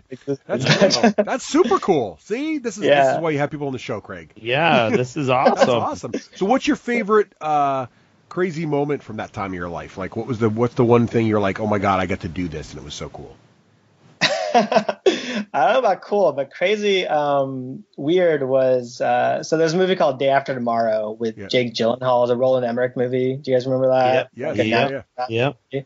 So there's this part of the movie that goes by pretty fast. It's like a pretty brief scene, to the extent that you wouldn't really like think twice about it. But there's some wolves that are chasing like Jake Gyllenhaal. Oh, I remember that. Yep. through something. I don't even remember what the setting was. And it goes by pretty fast. I don't think that whole sequence is more than a couple minutes long, but we spent so much time on that. We motion captured dogs for that. Cool. And my job so when I was still kind of working my way up through the ranks into getting one of the cool jobs, my job for a few months was to clean up that motion capture data. So they put, suits, mocap suits on these dogs, and they filmed them doing all these things. And then the data would come in, and it was all really messy and kind of hard to parse. So I would go in and sort of try to make it look reasonable. So then an animator could come in and actually make it look really good. So that was cool. definitely that sounds really cool. Now, is this got? You'd mentioned earlier that you liked painting and stuff, but you'd mentioned in achievements that you didn't really think you were particularly good at it. But these sorts of things sound pretty artistic to me. Do you consider yourself artistic, or is this more? Is it much more math and the art comes from someone else? I guess I consider myself computer artistic, Okay. if that's a thing. Sure. I think I think I can get stuff done if I've got a computer in front of me. And actually, I took a bunch of art classes in college. Yeah. I sort of could have gotten a minor in art if I'd taken the art history classes, but I took all the studio art classes. It's just really time consuming for me to do good work on pen and paper or sculpting or anything like that, or with a paintbrush. It's a very time consuming. I'm just very slow at it. But with the computer, I'm pretty good in Photoshop, Maya, stuff like that. I can get stuff done. Cool. So you could That's draw awesome. cool. So did you do the art in Age of Rivals? Because I love the art style in Age of Rivals. No, I didn't do the art in Age of Rivals. We hired a girl named JoJo to do the art for that. She's very talented, kind of a young junior artist who's going to have a great career in front of her. Yeah, she did a fantastic job. Wow, she's really good. Yeah. Great. Well, I just was curious because it sounds like it just seems like for the kind of stuff you were describing with ILM that you'd have to have that eye, and it sounds like you do, but it's more of a it's more like not every artist is good in every medium, right? People who sculpt aren't the same people who draw with pencils, so you're more of a digital medium kind of guy. Yeah, and it's just not the thing I'm fastest at. Like I think I'm a decently fast programmer, but just not super fast with the art. So cool. So how did you move from working at ILM seems awesome, and what do you do now? If you don't mind just asking, where did that lead to? So I actually do indie game development full time at the moment. Oh, cool! So you're a professional game developer then? Yeah. So coming out of I did some jobs in between, but I eventually landed at a company called PopCap. Yeah. They make like Bejeweled and Plants vs Zombies. Peggle, yeah. Their third May have been addicted to Peggle at one time in my life, but I'm much better now. Yeah. So through an acquisition of a small indie studio I was working at, I ended up becoming part of PopCap. Yep. And over the course of a few years, ended up running their studio in San Francisco, which no longer exists. But for a good 4 years, they had a studio in San Francisco. They're based in Seattle, so this was a remote studio. And we actually made a game called Peggle Blast out of that studio, which is a mobile version of Peggle, and a few other games. And then PopCap became part of Electronic Arts. So actually, technically, I was an Electronic Arts employee, although I was mostly kind of just solely in the PopCap group. Did that for like 5 years, and then broke out on my own. With a couple of other people. The three of us formed Roboto Games, and Roboto Games was kind of it's sort of a different kind of indie studio. We weren't all working on one game together. We each wanted to make we each had kind of like a pet project in mind that we really wanted to get out of our system. Mm-hmm. And so it was almost kind of like an incubator. Like we each worked on our games mostly independently, but we supported each other. We gave each other advice and feedback and play tested each other's games. That sounds awesome. So that's great. Yeah. So you were like a peer group, but did you? But a business. Yeah, but did you all pitch in to create your company together? So it was like, did everybody put some capital in, or how did that work? Yeah, exactly. Yeah, everyone put some capital in, and it was an official company. Everything was legit, but we were kind of making 3 games as 3 different people.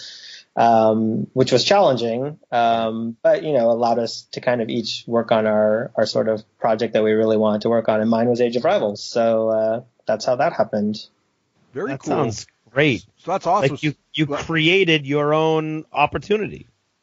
Yeah. Yeah, that's a great story. I love it. So what was the inspiration for Age of Rivals? Was it always something in the back of your head you wanted to build one day? Did the studio come first and then you were trying to figure out what you were going to make? Or, is this one of those things that was just always lying in the back of your mind? Or did you have to, no, I got to make a game. What am I going to make? Like, give us some insight on how that came to be. It was a little of both. Age of Rivals was sort of my take at trying to take everything I love about the board games that I really like.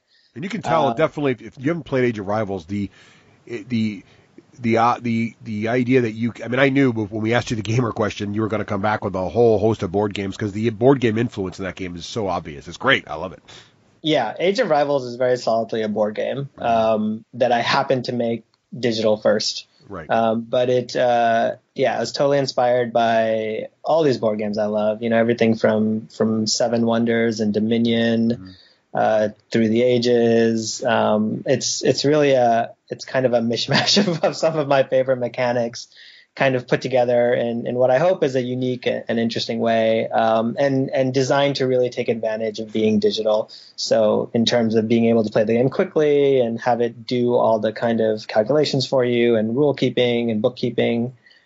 But yeah, it really started with, kind of, I've mentioned this before, but these days as a gamer, one of the things I think about a lot is what can I play with my family? What can I play with my wife? Right. Because they're who I'm around the most. It's getting harder and harder to find kind of gamers to play games with, as everyone's kind of busy with their lives. But I can definitely round up my kids anytime. They can't say no. You can lock them in a room. It's great. Yeah, it's a captive audience. So then I just have to find something that they'll actually enjoy. So with Age of Rivals, I was thinking a lot about what are some of my favorite mechanics in these games, and then what can I do to make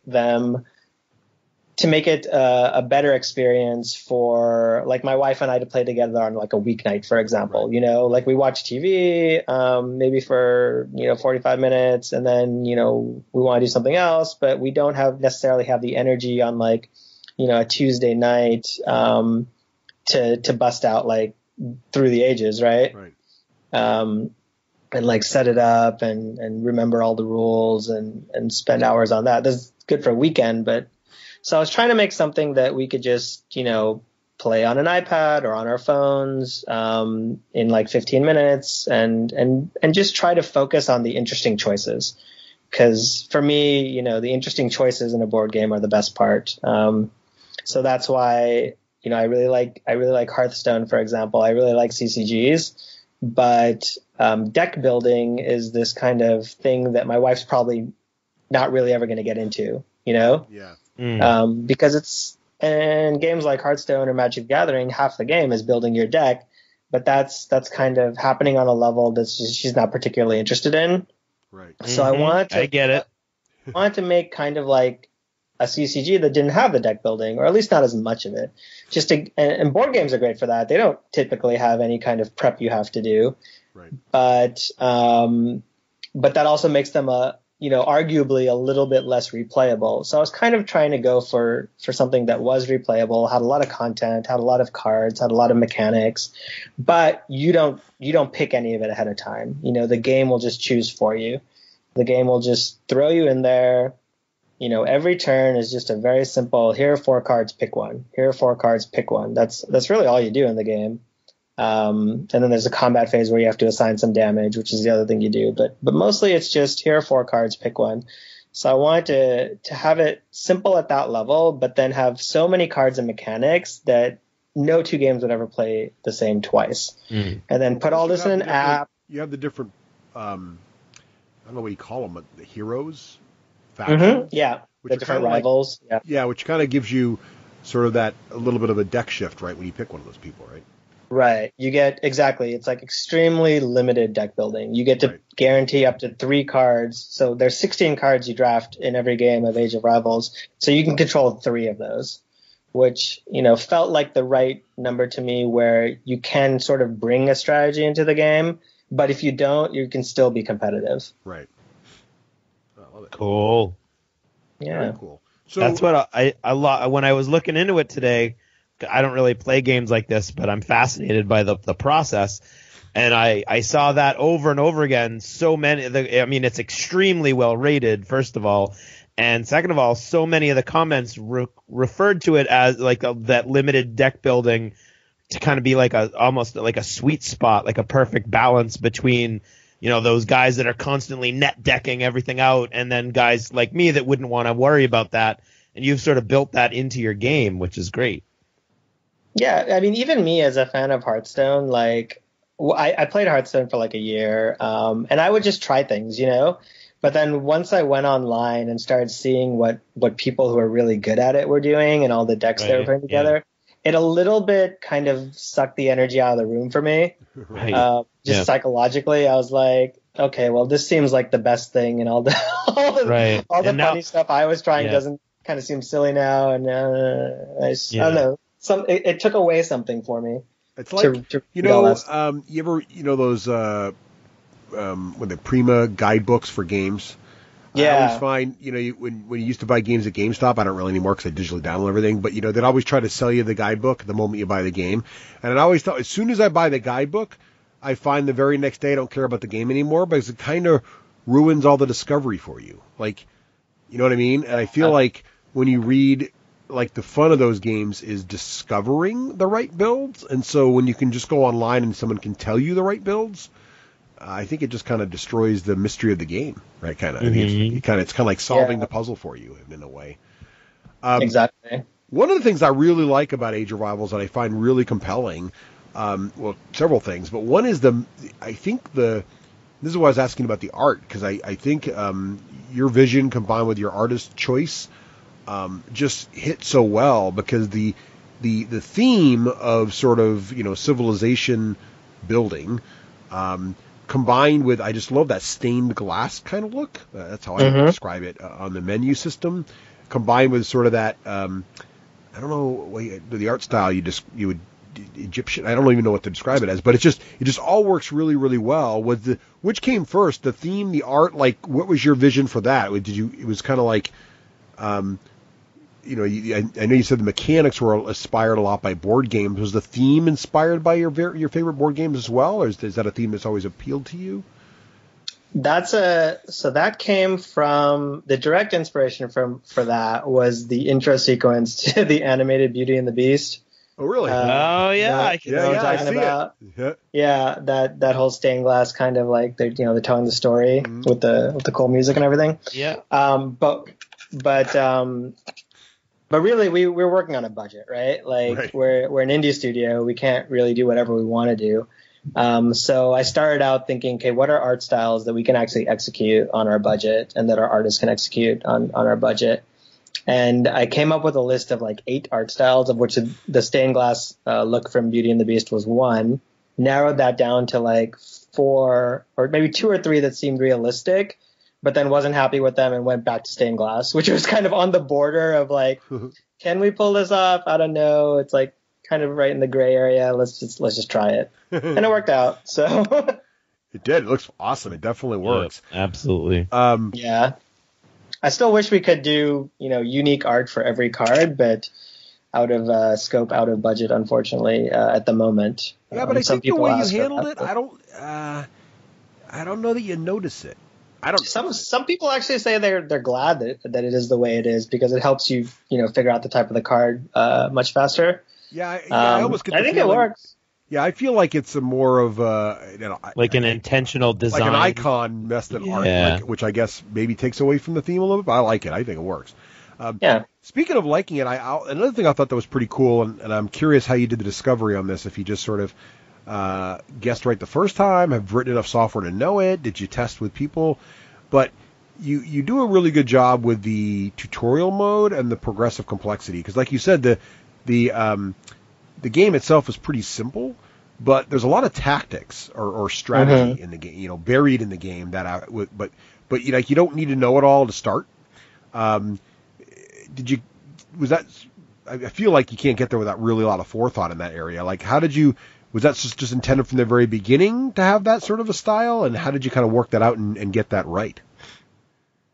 Oh yeah, the tutorial is easily one of the most challenging parts of a game like this. I mean, as you guys know, most board games like this come with like 20-page rule books, and somebody just has to do the work to read it and understand it and play a few games and then explain it to everybody else, right? So, but that's not going to work in a digital game. Like everyone has to do that for themselves for the most part. So the tutorial I redid probably 20 times. Wow. It's a lot of, we have analytics in the game, so we can see sort of at what point if people are playing online, we can see at what point anonymously, of course, like people are like falling off or seem to be getting confused. So we would, the game went through several periods of just testing. And we would do user test. There's a service called usertesting.com where, you can put up your app and watch people with video, go through it. So we would do that and see where people were getting confused and missing things. At one point it was one mega tutorial. At one point it was split up into like 6 different tutorials, where we ended was 3 different tutorials. But yeah, I redid that so many times and I still don't know if it's perfect, but I think this is the best version of it so far, and I think most people are getting through it and understanding it. There are a bunch of rules to figure out. I don't know if you checked out the in-game rule book, but there's a lot of stuff to teach, which is challenging, but also a fun challenge when you can actually see people making it through. That's awesome, and I love that you use data to figure out what was working and what's not. That's fantastic. Yeah. What's your favorite feature in the game? What are you most proud of? How it turned out? I'm probably most proud of the AI actually, because it's one of the things I worried about going into it. I've played enough digital board games and games like Civilization to know that. One of the things people tend to critique the most is the AI. People who like playing single player, at least. Games like this, it's a lot of people tend to be able to figure out how to play in a way that the AI kind of ends up not being able to really cope. When the AI is really good in a game like this, I think it stands out and people really notice it and appreciate it. So I tried really hard to create an AI that would be challenging for players to beat. And one of the things that's kind of cool / not so cool is that there's actually a contingent of people online who think the AI is cheating. And no matter what I say, I can't seem to convince them that the AI is not, which to me means that maybe I did a decent job with it. Well, I don't want to brag, but I've beaten the AI. Just saying.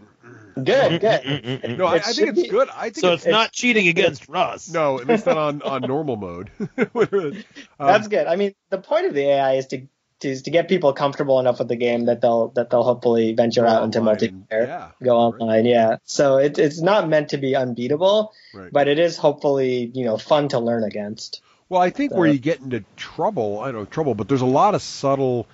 This is where I think the progressive tutorial is perfect because once you get compelled to do okay with the tutorial, but then to win you kind of have to read the rules a little bit to figure out some of the more subtle mechanics. And as a board gamer, I was like, oh look, this looks cool. Oh, look at the scoring multiplier here. Oh, look at that. And so, but you got to get to that level, and that's probably where it may feel like the AI is cheating if you haven't read the rest of the rule book. Maybe. Yeah. I love it. What did you have to? Craig talks about this a lot in his creative process too. But there's this idea of having to. Murder your darlings, have to take something out you really wanted to be in there, but for simplicity or ease of use or just complexity reduction, you had to kind of kill a feature you really thought was going to be great. Did you have anything you had to leave on the cutting room floor that you really wanted in the game, but it just didn't make the cut? Yeah, certainly lots of things. Definitely screen space was the biggest constraint, I think, that we had to. It's always good to design with constraints, right? Right. I think it helps focus you. But in this case, it was screen space because we were trying to make a board game that we could squeeze onto the size of a phone. And this was before like the Through the Ages app came out. I think I started working on this 2 years ago when I hadn't yet seen like a really great adaptation of a board game on a phone. And so my worry kind of up front. And it seems like a silly worry now because I think the game is strategic enough. But I was worried, for example, that only having 4 rounds in the game wouldn't give you enough time to build up like a good engine, a good city of cards. A lot of board games are only 4 rounds, though, right? There's not enough time. You're not making enough decisions overall, right? A lot of people complain about certain games. That's what I was worried about, exactly. Because in this game, you only pick 16 cards for your city. Right. And in the first, in the early prototypes, there were 5 rounds. The rounds were longer, and that seemed like a minimum to me. But then over time, I just had to cut it because there wasn't enough space to show all the cards. Only 8 cards per city. Like redrafting 4 and buying 4 new ones. When I first started, that would not have seemed like enough to me. I would have said, no, that's not going to be enough choices, enough strategy. But no matter how hard I tried, I couldn't fit any more onto the screen. Still keep the text readable. So I had to just let it go and try it with fewer cards, fewer overall city size, fewer rounds. And it, every time I cut something like that, it seemed okay. It still seemed fun. So that's why I think it's good to have these constraints. It kind of gets you down to what you really need. Yeah. Well, I agree 100%. You definitely need constraints to really be doing design. It really forces you to be creative, too. Exactly. Yeah. What was the biggest takeaway from this project? What was the biggest lesson you learned this time around? Biggest lesson. That's a good question. I mean, it's kind of more on the sort of company level than game level, but that's good. As much as we kind of enjoyed this process of each of us working on our own game, I think at the end of the day, we decided that it made a lot more sense for us to all be working on something together if we're going to be a company together, Yeah. We were only moving a third as fast as we could have been moving to get something out the door. And at the end of the day, we were kind of each very invested in our own pet project. And as much as we helped each other and worked hard to make every game a success, it was a bit hard because it was like balancing 3 things for each of us, right? Where one was sort of like the favored child for each of us. Right. So it's a tough call if I would recommend that approach to anybody else thinking about sort of recreating that environment. There were pros, but there were also kind of some challenges.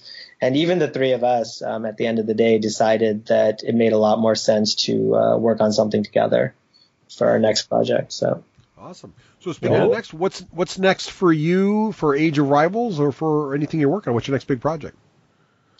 So I'm still spending time on Age of Rivals, but I'm also working on a new game. I'm excited. As an indie developer, got to keep making new stuff to survive. So I'm working on a new game with a friend of mine that I'm pretty excited about. It's the theme of the game is that if you imagine kind of microscopic wacky medical nanobots fighting battles against each other inside human bodies, that's the theme of the game. So this crazy inventor invented all these medical nanobots to make everyone healthy and live long and prosper, but then they all malfunctioned because he's just not very. He's a mad genius. Right, of course. And sort of they all like you are. I mean, you're mad. You got to be a mad genius.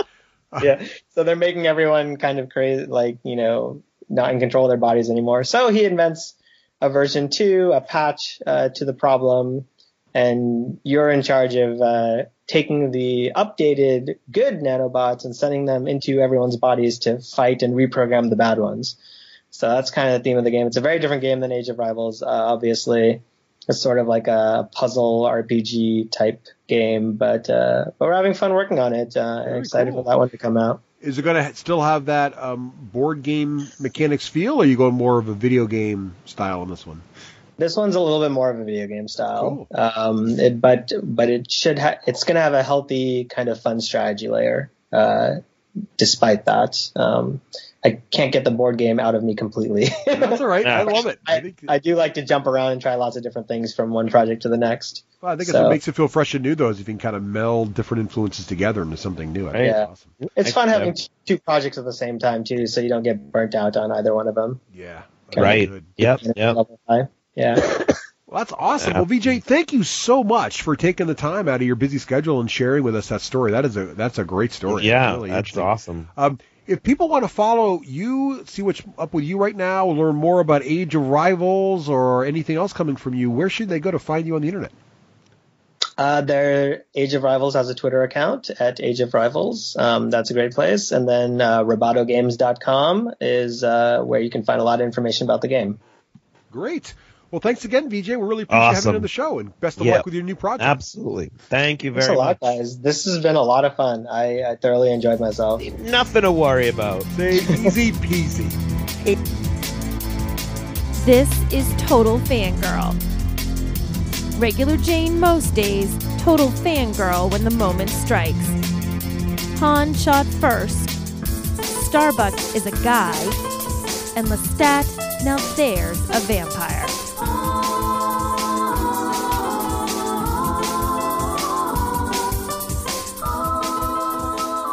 Hey everyone, this is Nicole, your total fangirl. You can follow me on Twitter at Nicole Wakelin and check out all I'm up to at NicoleWakelin.com. Our shout out is to all of our wonderful supporters over at Patreon. Head to patreon.com/the D6 Generation and you too can support the show. So my daughter, my youngest, and I have gotten into watching this show that Russ and I actually watched everything but the last season. It's called Orphan Black. It's all about clones. It's really kind of cool. It's a fun show. And we just missed the last season. Somehow Russ and I hadn't seen it yet. And as we were looking for new shows for me and Kit to watch, because what we do is we watch shows when we're just bored at night or whatever. Russ is out and Rose is doing homework and we sit there and watch shows. And we like to find a good one. I'd introduced her to Firefly and I think she has yet to forgive me for the fact that it is only one season. So, you know, she feels the burn from that. But there's 5-6 seasons of Orphan Black. So I introduced her to that and she loved it. We've been watching this. Well, it's about clones and science. And so there's sciencey types in white lab coats in this show. And there's one that is a stereotypically nerdy sciencey type. He's kind of awesome. And this stereotypically nerdy sciencey type plays board games. And what makes it kind of funny is there's a scene where they walk in once to the lab and him and his little crew are playing a game. And then at one point we even see the inside of this guy's apartment and it's like every nerd's dream, all the, you know, statues and little figures. And it's very nerdy. He's a wonderful character. Anyway, in the latest episode, he has a bunch of games stashed under his little lab table for when his buddies come in and they play games. And a random person walks in and she looks at the game, and the game that they're going to look at is called Agricola, which everybody knows, right? And I don't even know if Reza has that game, but they're mocking it in this thing about it being a farming game, and that's what they're going to play. And Kit's like, really? What's that? Do we even have that? And I said, you know what? I don't know. Probably. I feel like your dad has every game in that closet downstairs in the basement. Somewhere, if you dig far enough back and low enough on a shelf and you blow off a little bit of dust, there's probably a copy of most games in there. And she said, I've never heard of that. I'm like, you've never heard of that? You've never heard of this farming game that everybody plays? No. And I said, well, I bet I could get your dad to play it. So now I've set up Russ, and he doesn't even know this because I haven't mentioned this to him, and I'm recording this episode the day after we watched this particular episode of Orphan Black. So Kit has on her to-do list to play this game. And I know it's not really a Russ game. I think he's probably going to kill me. But the next time he asks us if we want to play a game, Agricola it is.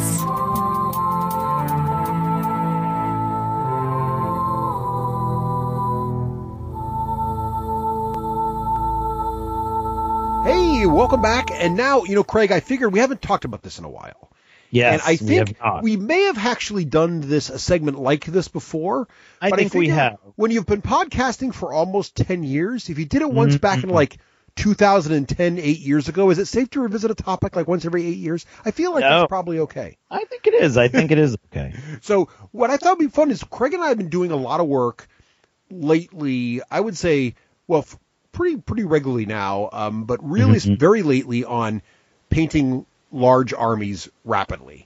Yes. Craig's always been exceptionally good at this, and so I think the original time we did this segment way back in 2010 or whatever it was really focused on a lot of Craig's cool techniques, and we'll still talk about those because they bear repeating, and I'm sure in the last 8 years, Craig, you've probably iterated on them slightly. I have a lot, actually. But the second part is I have been using an airbrush a lot, and so I thought I'd share some of the things I've been doing, because Craig and I both have been cranking out Rune Wars armies. Craig, I don't think I've ever painted 2 armies of this size in this short a period of time. If you think about it, it's been I don't think you have inside of a year, which sounds like a long time, but for inside of a year to paint 2 armies that are in the 80 model count range is very very fast for me. And I say it sounds like a year, but really it's like 2 or 3 weekends of intense work and I'm done. And then I move on to the next one. So it's not that it takes me a full 6 months to do one of these things. It just takes me some time between intense weekends to bear down and do it again. And I usually use a forcing function for this, right, Craig? Like we have Captain Con coming up, so I'm using Captain Con as my excuse to finish my elves, which I've really had since Gen Con. Ooh, forcing function, I like it. Yes, exactly. So, Craig, what have you been doing lately? I know you've been doing some cool new stuff. What is your go-to technique now when you're facing a large army to paint? Like you're looking at like all the new Chaos guys. Yeah. Well, I can't. Well, I mean, we can use this. So for the big event at Captain Con, we wanted to have a Rune Wars event that would feature all 4 of the factions, sort of as a celebration that Fantasy Flight did put out 4 factions in less than a year.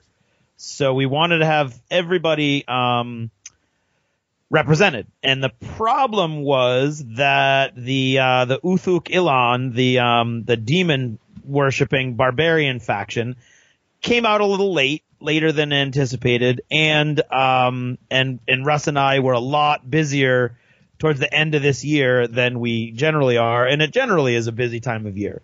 So I was, as I've mentioned on numerous occasions in Achievements in Gaming, working on my humans for Rune Wars just because I wanted to have that. I had them all from the starter box already, starter boxes, and so I really just wanted to have that army. That army is not easy at all to do. I wanted to do a quick job. I wanted it, it wasn't going to be my go-to army. It was. And the thing is, I guess, speaking as painting large armies, first and foremost, I think you're in a different world, right, Russ? You've got your goalposts are very different. You're not trying to do a centerpiece model. You're not trying to do something that on a model by model basis is going to just knock the socks off somebody. You're trying to create an effect on the table. That is a mass of painted models that are all done to a good quality, but more importantly, that when they're put together, they're a uniform force that looks really good on the table from a distance. You're not looking for a bunch of golden demon winners or crystal brush winners, and that's a mindset that I really had to kind of let sink in over the years, really, because I mean, there was a time when I put that much effort into every model that I had, and I couldn't do that, and to do any kind of army. And so, for instance, the undead for Rune Wars, that was painted up great. I mean, I used a few of the techniques that I've adapted and adopted recently over the last year, and then some inking and some quick detail, and I was able to knock out that entire army, which is a huge army, the equivalent of probably 4 starter boxes right now, in relatively little time. And so I was excited to get the humans out of the way, and it wasn't the same. And it wasn't the same because of the level of detail on those humans. The undead are falling apart. They're all rotty and moldy. No big deal. The humans have all this filigreed armor, and there's all these extra detail and raised details, and everything is very ornate. And it took me a long time, even though I was using these techniques, and it was very frustrating until I got to the point where I did my final inking and basing, and then I was like, oh wow, it's awesome, and I'm super excited that I did it, and I have a whole bunch more that I want to do. But then all of a sudden the Captain Con project just landed on us, and Russ was like, well, he's cranking through these elves with his airbrush, But to do 2 whole armies, which was the original plan, which would have been at one point Russ was bringing 3 armies and I was only going to bring 1. Right now it's reversed. And, which is craziness. Well, now it's 2 and 2, but you could bring 3. I could bring 3. That's true. But yeah, so to sort of focus in now and drill down on painting an army using the Uthuk Ilan barbarians, I would say the first thing is, if you have a very limited amount of time, choose your faction carefully, because like I said, those humans, I mean, I guess I could just do all their armor in metal and that would be great, but I didn't want that. I wanted it to be like sort of blue. The enameled blues. Yeah, the enameled blue with the gold inlet, or the gold ridge lines and everything. And so that took forever. But the barbarians, if you look at them, a very cursory look, you see 3 colors. Now, if I look at the humans, you've got the blues and the golds and the metals, and the flesh, and then with the horses, and I'm doing a horse-heavy army, you've got the horse flesh, and of course the tail might be different. You've got the leather work on everybody, and so there's a lot. If you look at the barbarians, the Uthuk Ilan, all of their fabric is crimson. Then you've got their flesh, and then all of their weapons are made out of bone. And they have bone spurs growing all out of their bodies. And so it's a 3-color, it's a legitimate 3-color paint scheme, because there's a lot of flesh because they're barbarians. They're wearing basically kind of tattered kilts and then fabric wrapped around their wrists and ankles. And it's all crimson according to the lore. And then the weapons are all bone. And so the demons, likewise, if you look at the demons are, for the most part, bone plates and then crimson sort of armor, like extrusions, like shell over that with a little bit of black claw and teeth. So they're 3 colors as well. So going into this, I have one of the main techniques that I've picked up over the last year, which is sort of an adaptation of a technique that I've been using for a few years now, which was really sort of hammered home by the Army Painter company that does all the different spray primers that are in the actual colors of your army, is priming the model in the so that the primary color is already on the model. And Army Painters, if you look at Army Painter, they've got all the sprays. Then they actually have pots of that exact color matched color so that you can do touch-ups and highlights and things like that. And that combined now with zenithal priming, which is what I picked up on this past year, depending on the final outcome, what I've done with a lot of my models is I'll do a dark brown under primer, and that is just like really covering the model like you would if you were priming it. But then take the predominant color, generally from the Army Painter range, and paint it a decent coat, but in short bursts, like that, and from above, so that you're basically getting almost like a highlighted version where there's the highest portions of the model are that color, and the lowest portions in the under the armor and under the arms and things is a dark brown, and there's a gradient between those two caused by the spray paint itself where they're mixed, and so it sort of shades into a dark brown. And you can pull this trick off with an airbrush too, but the trick you're describing gets you away with it without having to have an airbrush. Exactly. I am still not going to do the airbrush.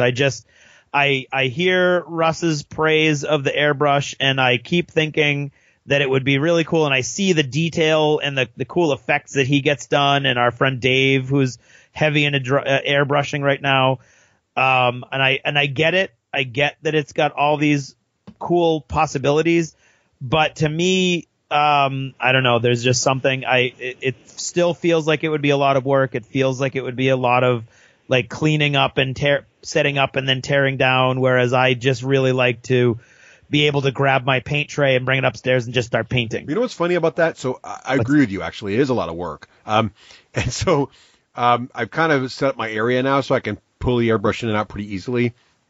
The biggest thing about the airbrush I don't like is the noise. So while you're airbrushing, it's quite loud, so you can't. When I paint, I like to have the TV on or something, or show on or audio, and so with the airbrush you really can't. And then I also have a little booth that has a fan in it that blows. So when I'm airbrushing, it's actually not quiet. It's like running. So that's one downer about it. But I do notice that when I'm airbrushing, you go surprisingly fast with an airbrush. You can do a lot quick, especially on smooth open areas. So like Craig, when I'm painting a lot of models, I'm looking for the primary places I want things to pop. So like when I did the humans, because Craig and I both did the humans, I was like, well, with the airbrush, there's this technique that Craig just described where if I paint the shields with a dark blue and then do that lighter spray with a light blue, you get this sort of like gradient effect on the shields. And I figured if I could pull that off really well on just the shields and then everything else very basic colors, that would just pop because you'd have an army of these really cool gradient shields. And so when I do an army, it's like, when I look at them, it's like, what needs to pop? I'm doing the elves. I want the greens on the elves to pop. I want you just to look at them and go, wow, there's so many shades of green on them. And the bows can just be one stroke of brown. Who cares? But the green is what I want to make look cool, right? And so I feel like that. But what's interesting is I'm painting with the airbrush and I realize I'm going very fast. And then I get to something like the elves' hair. Now, with their hair, I'm getting good enough with my airbrush now that I could do faces and hair either with the airbrush or with a conventional brush, right? Either one.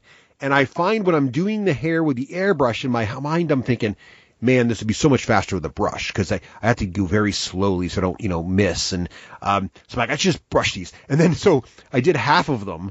And then I was like, you know what, in the morning I'm going to get up. And the other problem is because the airbrush is so loud, I don't paint with it when everybody's sleeping. So in the morning I'm up a little early before I'm going to work. I'm like, I'll just do some painting with the brush. And then I find when I'm painting with my brush, I'm like, man, this would be so much faster with the airbrush. It's almost like the grass is always greener. Whatever you're currently doing, the other technique's probably better in your mind, right? Yeah, but I mean, I would say the way that my family dynamic is set up, my primary painting time is when I'm sitting in the living room watching TV with Karen. So you can't airbrush in the and you just can't. Yeah, and I literally carving out any other time for my hobby that's not at those times is almost impossible with everything else that I have going on. That's really the best tip, Craig, is to get stuff done. It doesn't take you as long as you think it takes you. You just need to find the time and be consistent about applying the time is really the magic here. Right. Because the more you practice, the faster you're going to get no matter what you do. So definitely go for simple techniques on a big army. But the end of it is, if you were to paint an hour a night for a week straight, you'd probably be a lot more done than you'd think. But what actually happens is you paint hour Sunday night, and then all of a sudden it's next Sunday, you haven't feeling like you've done anything, right? So for that to work, it's like exercise. You need a pattern in your life that allows you to do it regularly. And so you found one. And I think that's really important. I think it's really important that people find the way to balance it. Like when I'm painting with my daughters, I don't use the airbrush because it's too loud. And they like to paint with me and watch a show or something. So we all do brush painting together. Once in a while I'll do the airbrush with them because they want to see it or whatever. But generally, you gotta work what works for you, basically. Yeah. Oh, absolutely. What's your other favorite technique? So what'd you call the one? What's it called? Well, Zenith. It's painting from the zenith is actually where it comes from. Yeah, it's zenithal painting. Okay, cool. And what I then do is I'll go back over. So what I did with these guys, I got the barbarian flesh, which is a very kind of a ruddy tanned flesh, which is these guys are supposed to look all pale and gross and purpley because they're living in a demon infested desert. And the only way they could survive was to sort of give themselves over to the demons. And so they're basically tainted, and their bodies reflect that. So I knew I needed to dry brush it up from that. So I did the zenithal painting, with the barbarian flesh. And then I got a really lighter colored flesh. I think I was using, something from Privateer actually. And I dry brushed, everything up through a very, very pale flesh color, which is also a great underlayer for the crimson because then I just watered down the crimson paint a little bit and I used and I have it right here, this one, Vampire Red from the Army Painter, which is a really nice crimson. and I just watered it down a little bit, painted all of the areas that I wanted to be crimson because they were already shaded between the zenithal painting and the dry brushing. So I painted that over the flesh. For that was great, and just inked with a watered down purple ink the flesh, which has now been shaded because it's like 3 levels of dry brushing. And all that left was really to go back over and do the weapons and the bone spurs, which is where I am now. And so it really, literally I bought this whole force a week ago today. Wow. And last night we played with them, and they were in pretty good shape. I mean, I haven't done the details on them yet. I need to go over the bone spurs on the actual guy, like on the flesh. The weapons I could do with a larger brush, so I could kind of knock those out faster. But I need to do that, and then I need to ink them with a brown ink, and just not in the flesh, because I've already inked the flesh with the purple. But I need to go over the crimson with a brown probably ink that will hopefully not destroy the shade, because I really, really enjoy that deep crimson shade.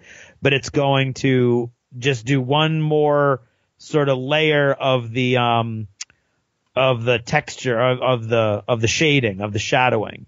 And so in that covers a host of sins. Inking does. And so I think once I get to that point where I'm inking the bone spurs, and I've got to make some tough choices, like each head is covered in bone spurs also, and to do every one of those is going to be a lot more work if I choose to hit it at that level. But I don't know. I think I probably will. Who knows? But really, the problem is they start looking really good, and you're like, I'm going to do a little more here and a little more there. Yeah. So what I try to do is pick 1 or 2 centerpiece models where I really put my time into it. So I get right. I'm like, oh, I want to make one of these things look really good, so I'll do my captain or one of the larger monsters or whatever. Put the time in there. Right. Because I think the other thing to remember is when it's painting, this is going to sound like a joke, but quantity has a quality all its own. Like, yes, that's true. Having that many models painted, like I tried this experiment, Craig, and I don't know if I told you this story, but if you look carefully at one of my units of elves, they look like crap.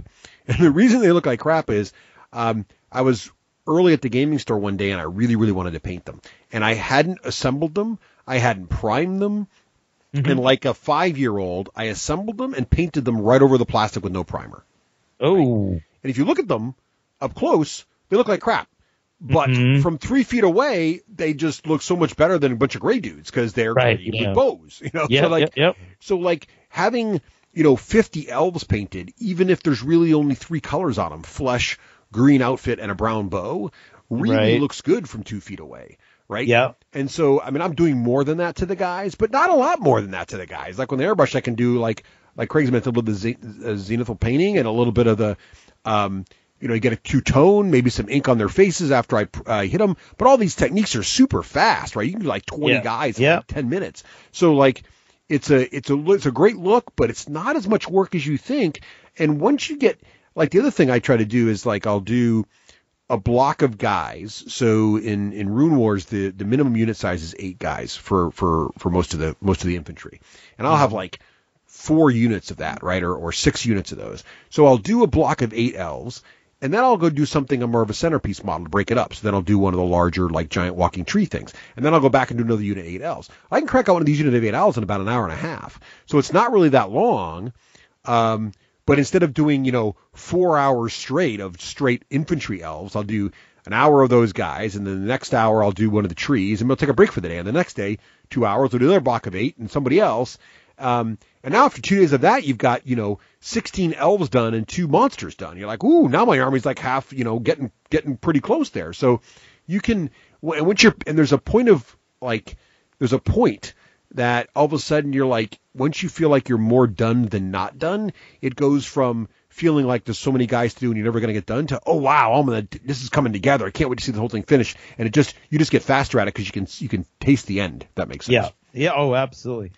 And that's something that I'm not good at is like doing one unit at a time. And so like I'm doing this whole demon army, the whole army at a time.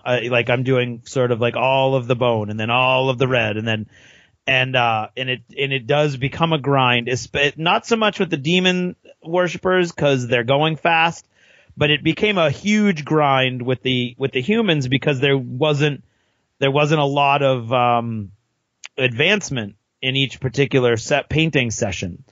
And so that's something that I have a lot more of the humans that I want to paint, and I think I'm going to need to do that and just kind of focus on 8 guys at a time. So there's a payoff because the main problem I think with painting big armies is burnout. Right.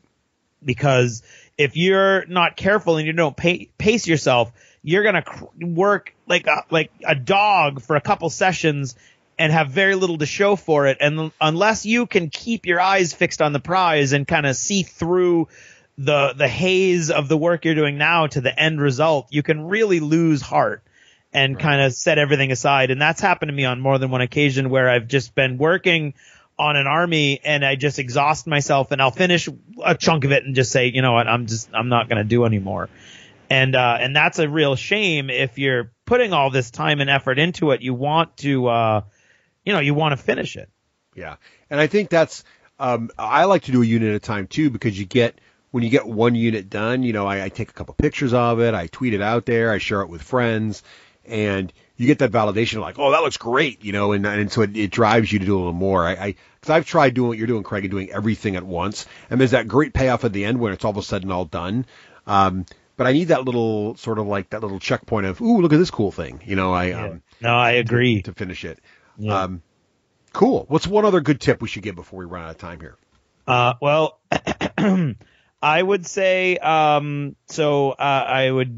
ink really, I've gone through my whole process. So my main thing is ultimately, you need to, I don't know. It's okay to be done. I don't know. Am I done? I mean, I would love to talk forever about what you want is you want to get the army up to a standard that you're happy with when they're on the table 3 feet away.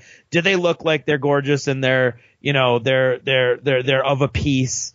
And, but then the way to tie them together even more, this is a really kind of good way to round it out, is you want 1 or 2 accent models to kind of really punch the whole thing up, but they still have to be tied together. So, for instance, my humans, to go back to the humans again, which took, like I said, a lot longer. You got a whole 32 infantry because I got, 2 blocks of 16. I got 8 horses right now. I've got the 2 golems, and then I have a whole raft of other things waiting in the wings.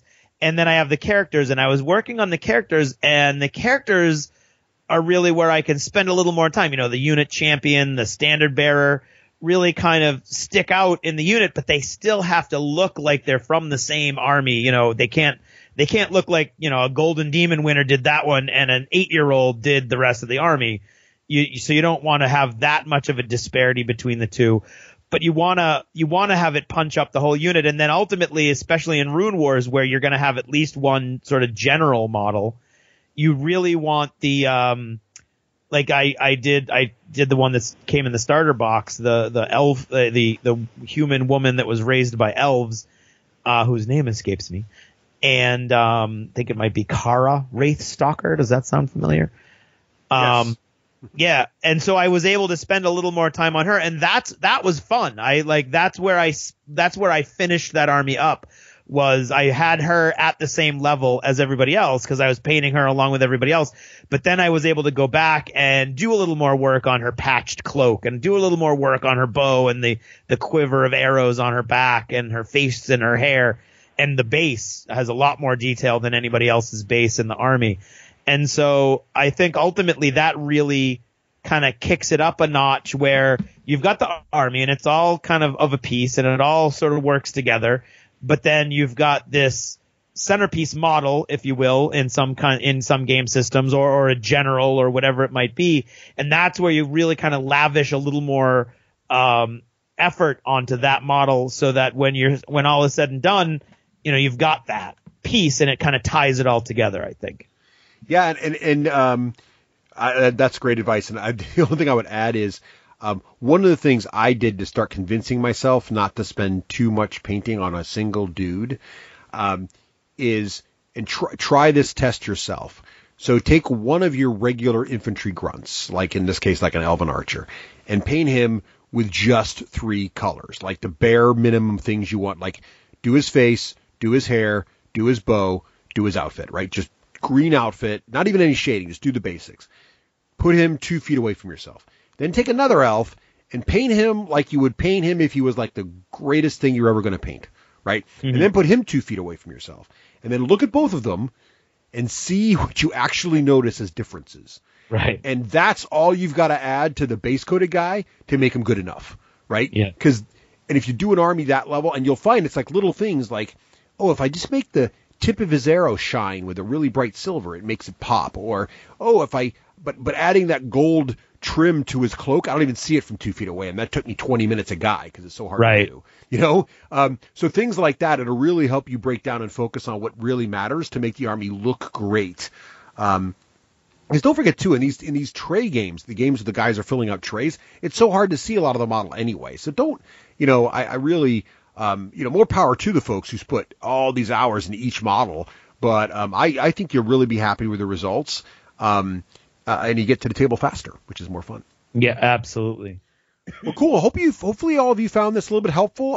Craig and I have been having a blast painting up our Rune Wars stuff. Mm-hmm. And I'm looking forward to. I actually look forward to the next new army I find that I want to paint because I'm just having a blast with this, Craig. It's a lot of fun. Yeah. Well, I hope I hope the game is around for long enough for there to be another army. Exactly. Yeah.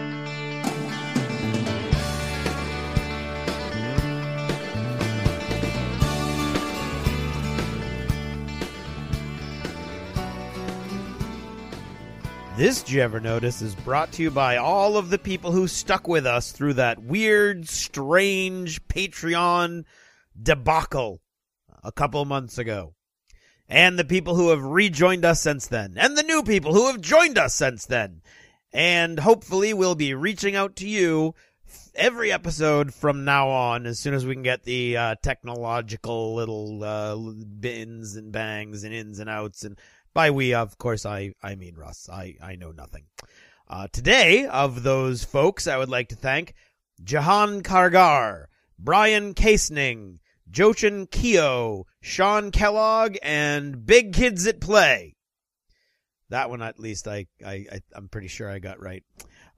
Thanks to all of you for sticking with us and being patrons and keeping this show running for some strange reason that we've never really been able to fully figure out.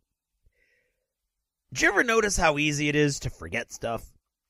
Every episode, right around this time, when I'm recording the Did You Ever Notice for that episode, I realize there's probably at least half a dozen things I meant to say going into each segment that I didn't remember to say.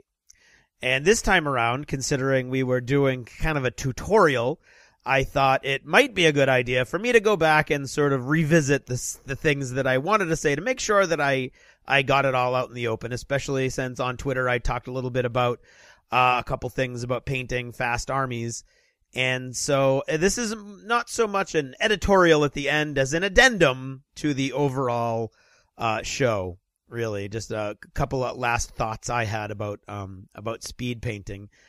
The big project, of course, as I already said on this episode, was the Uthuk Ilan chaos worshipping or demon worshipping barbarians from Rune Wars, and we talked a lot about the way that I went about it, but very quickly, just so you know, the colors that I used, I under primed them all brown, like a dark brown, just from like Walmart, and then I Zenithal highlight primed them with the barbarian flesh from Army Painter, and then I dry brushed up through a very pale, almost elven flesh over the whole models. Then I inked them with a washed out purple. I think maybe I did talk about it. I'm very sick. Actually, very rare do I get so sick I go to the doctor. Did that, and yeah, so I have actually been ill, and it happened during a week where I could not take any time off. So this is, yeah. So I'm kind of dizzy right now. Won't lie to you, but so if I have already talked about all this, then I apologize. But anyway, so that was the flesh, and then I only inked the flesh though, not the whole model. So, but the flesh is about 2/3 of every model because they're half naked barbarians. Then I went back over and I colored in all of the fabric, a watered down dark rich red, and that actually a couple different things happened there because it's a little watered down. Some of the highlights from the dry brushing actually comes through, so it gives it a shaded look already. So it actually looks kind of nice. The original tweets that Russ and I both sent out of the army was pre-inking. So you actually saw, if you want to look at those tweets, what it looks like. The whole model has been dry brushed up to a very light pale flesh color. And then, the flesh has been inked. And then the fabric has been painted, but with a watered down rich red paint. So you can it's darker in the crevices and lighter on the raised surfaces and things like that. And then I just went through with a dark bone, it's a bleached bone color. It's not bleached bone. I think it's a Privateer Press color, but it's a bone color, bone jack bone, I think. And I went over all the bone spurs and all the weapons, because all of their weapons, interestingly enough, are made out of bone also. And then after I did all that, I inked with a brown. I think I used the GW Agrax Earth Shade, but it's just a brown wash. You could do the exact same thing with the Army Painter Strong Tone. I think it's Strong Tone and Dark Tone, which turns out to be black and brown. I believe Strong Tone is brown. And then I just went back over it really quickly and kind of gave a highlight to the rope, because some of the models are using rope to hold their equipment together. And so I just gave that a quick highlight again with the bone again, to sort of bring it out beyond the bone color so that it sticks out a little bit more.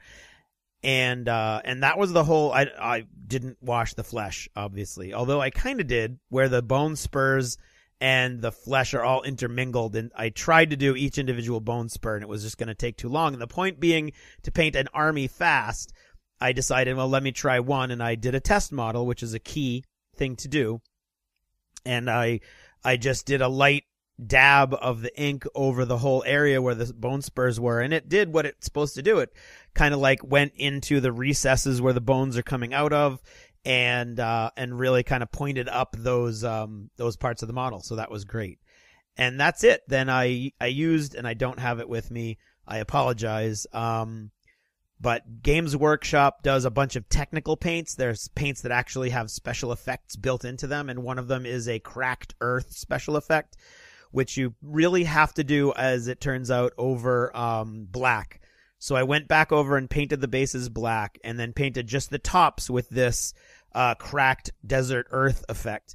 And it's not easy to use. I actually had to go online and find a video to show how they use it, because the thinner the layer, the tinier the cracks are, and to the point where you can't really see them. But the thicker the layer of paint, the bigger the cracks are, so you can actually, it looks like it's peeling off the base, and you can see the base underneath it, so it's just like a flat black underneath it. So you kind of have to get a happy medium and mix and match the thicknesses so that it's not all the same density of cracks, which was a little tricky. And the reason that I know you have to paint black underneath it is because I went back over and painted some of the models. I didn't like it all the way they came out. I had painted it too thin, because the normal way you would paint, so that it covers the black, is not thick enough. So the cracks were so tiny you couldn't see them. So I went over and painted it again, trying to get thicker, and it was thicker, and it cracked, but underneath was the exact same color, so it really had almost no effect. So that was something I really need to work on. And then I used Army Painter Tufts. They have this awesome selection of tufts, and I think I used Badlands Tufts, which is a dark base, and then with a straw colored tuft coming out of it. And that's all. They were the easiest bases to do. You didn't have to dry brush or anything, and it's this great desert effect. So if you're doing like Wild West Exodus models or other Wild West models, or you have a themed army like you're doing an undead army coming out of the desert, there's I would highly recommend that particular paint to do that with. And then the exact same day I finished, I went back, as I said, in Achievements in Gaming, and started my human, the second detachment, so to speak, of my humans. I have one unit of crossbowmen, the heavy crossbowmen, and 3 more units of cavalry, because I'm trying to make a cavalry heavy army. And I'm painting them totally differently, and they're going much faster than the first time, which reminded me that there is one other technique that I had not mentioned. And that's a technique that you can use no matter whether you're going slow and trying to make a centerpiece model, or you're going fast to try to do. In fact, it's essential, I'm learning, if you're doing a fast army. And that's, you need to look at the models that you're painting and see, you want to start low inside the model and go like, do all that first. So do all the flesh, or do all the first layer of clothing. If there's not a lot of flesh, do the flesh, then do the first layer of clothing, then do the next layer of clothing, then do the next layer of clothing. And the reason for that is you can be sloppy when you are painting those inside layers, because you're going to paint those outside layers later, and they're going to be more raised, and it's going to be easier to paint them if you do it in reverse, which is unfortunately what I did with my first batch of Rune Wars humans. I did all the gold first, I painted it all blue, and then I did all the gold ridges of their armor, which then meant I had to go inside those ridges to do the touch-ups on the blue, or all the barding on the horses, or all of the tack on the horses, or all of the fabric on the guys, and I lost half of my gold outline. So now with these guys, I went back to the basics of that, because that's a rule that I've always used unless I forget. And these guys went much faster. In fact, it was only 4 or 5 days before I had most of these models to a basic, like I could have used them on Tuesday if anybody had been around to play me on Tuesday, which nobody was. So that's my last point that I think I'd like to share, is that whole like paint inside out. It just makes it easier. Okay, so I guess, and there's always going to be more for me to talk about for painting, but for now, I guess that's all I've got to say about painting. So thanks for listening, and good night.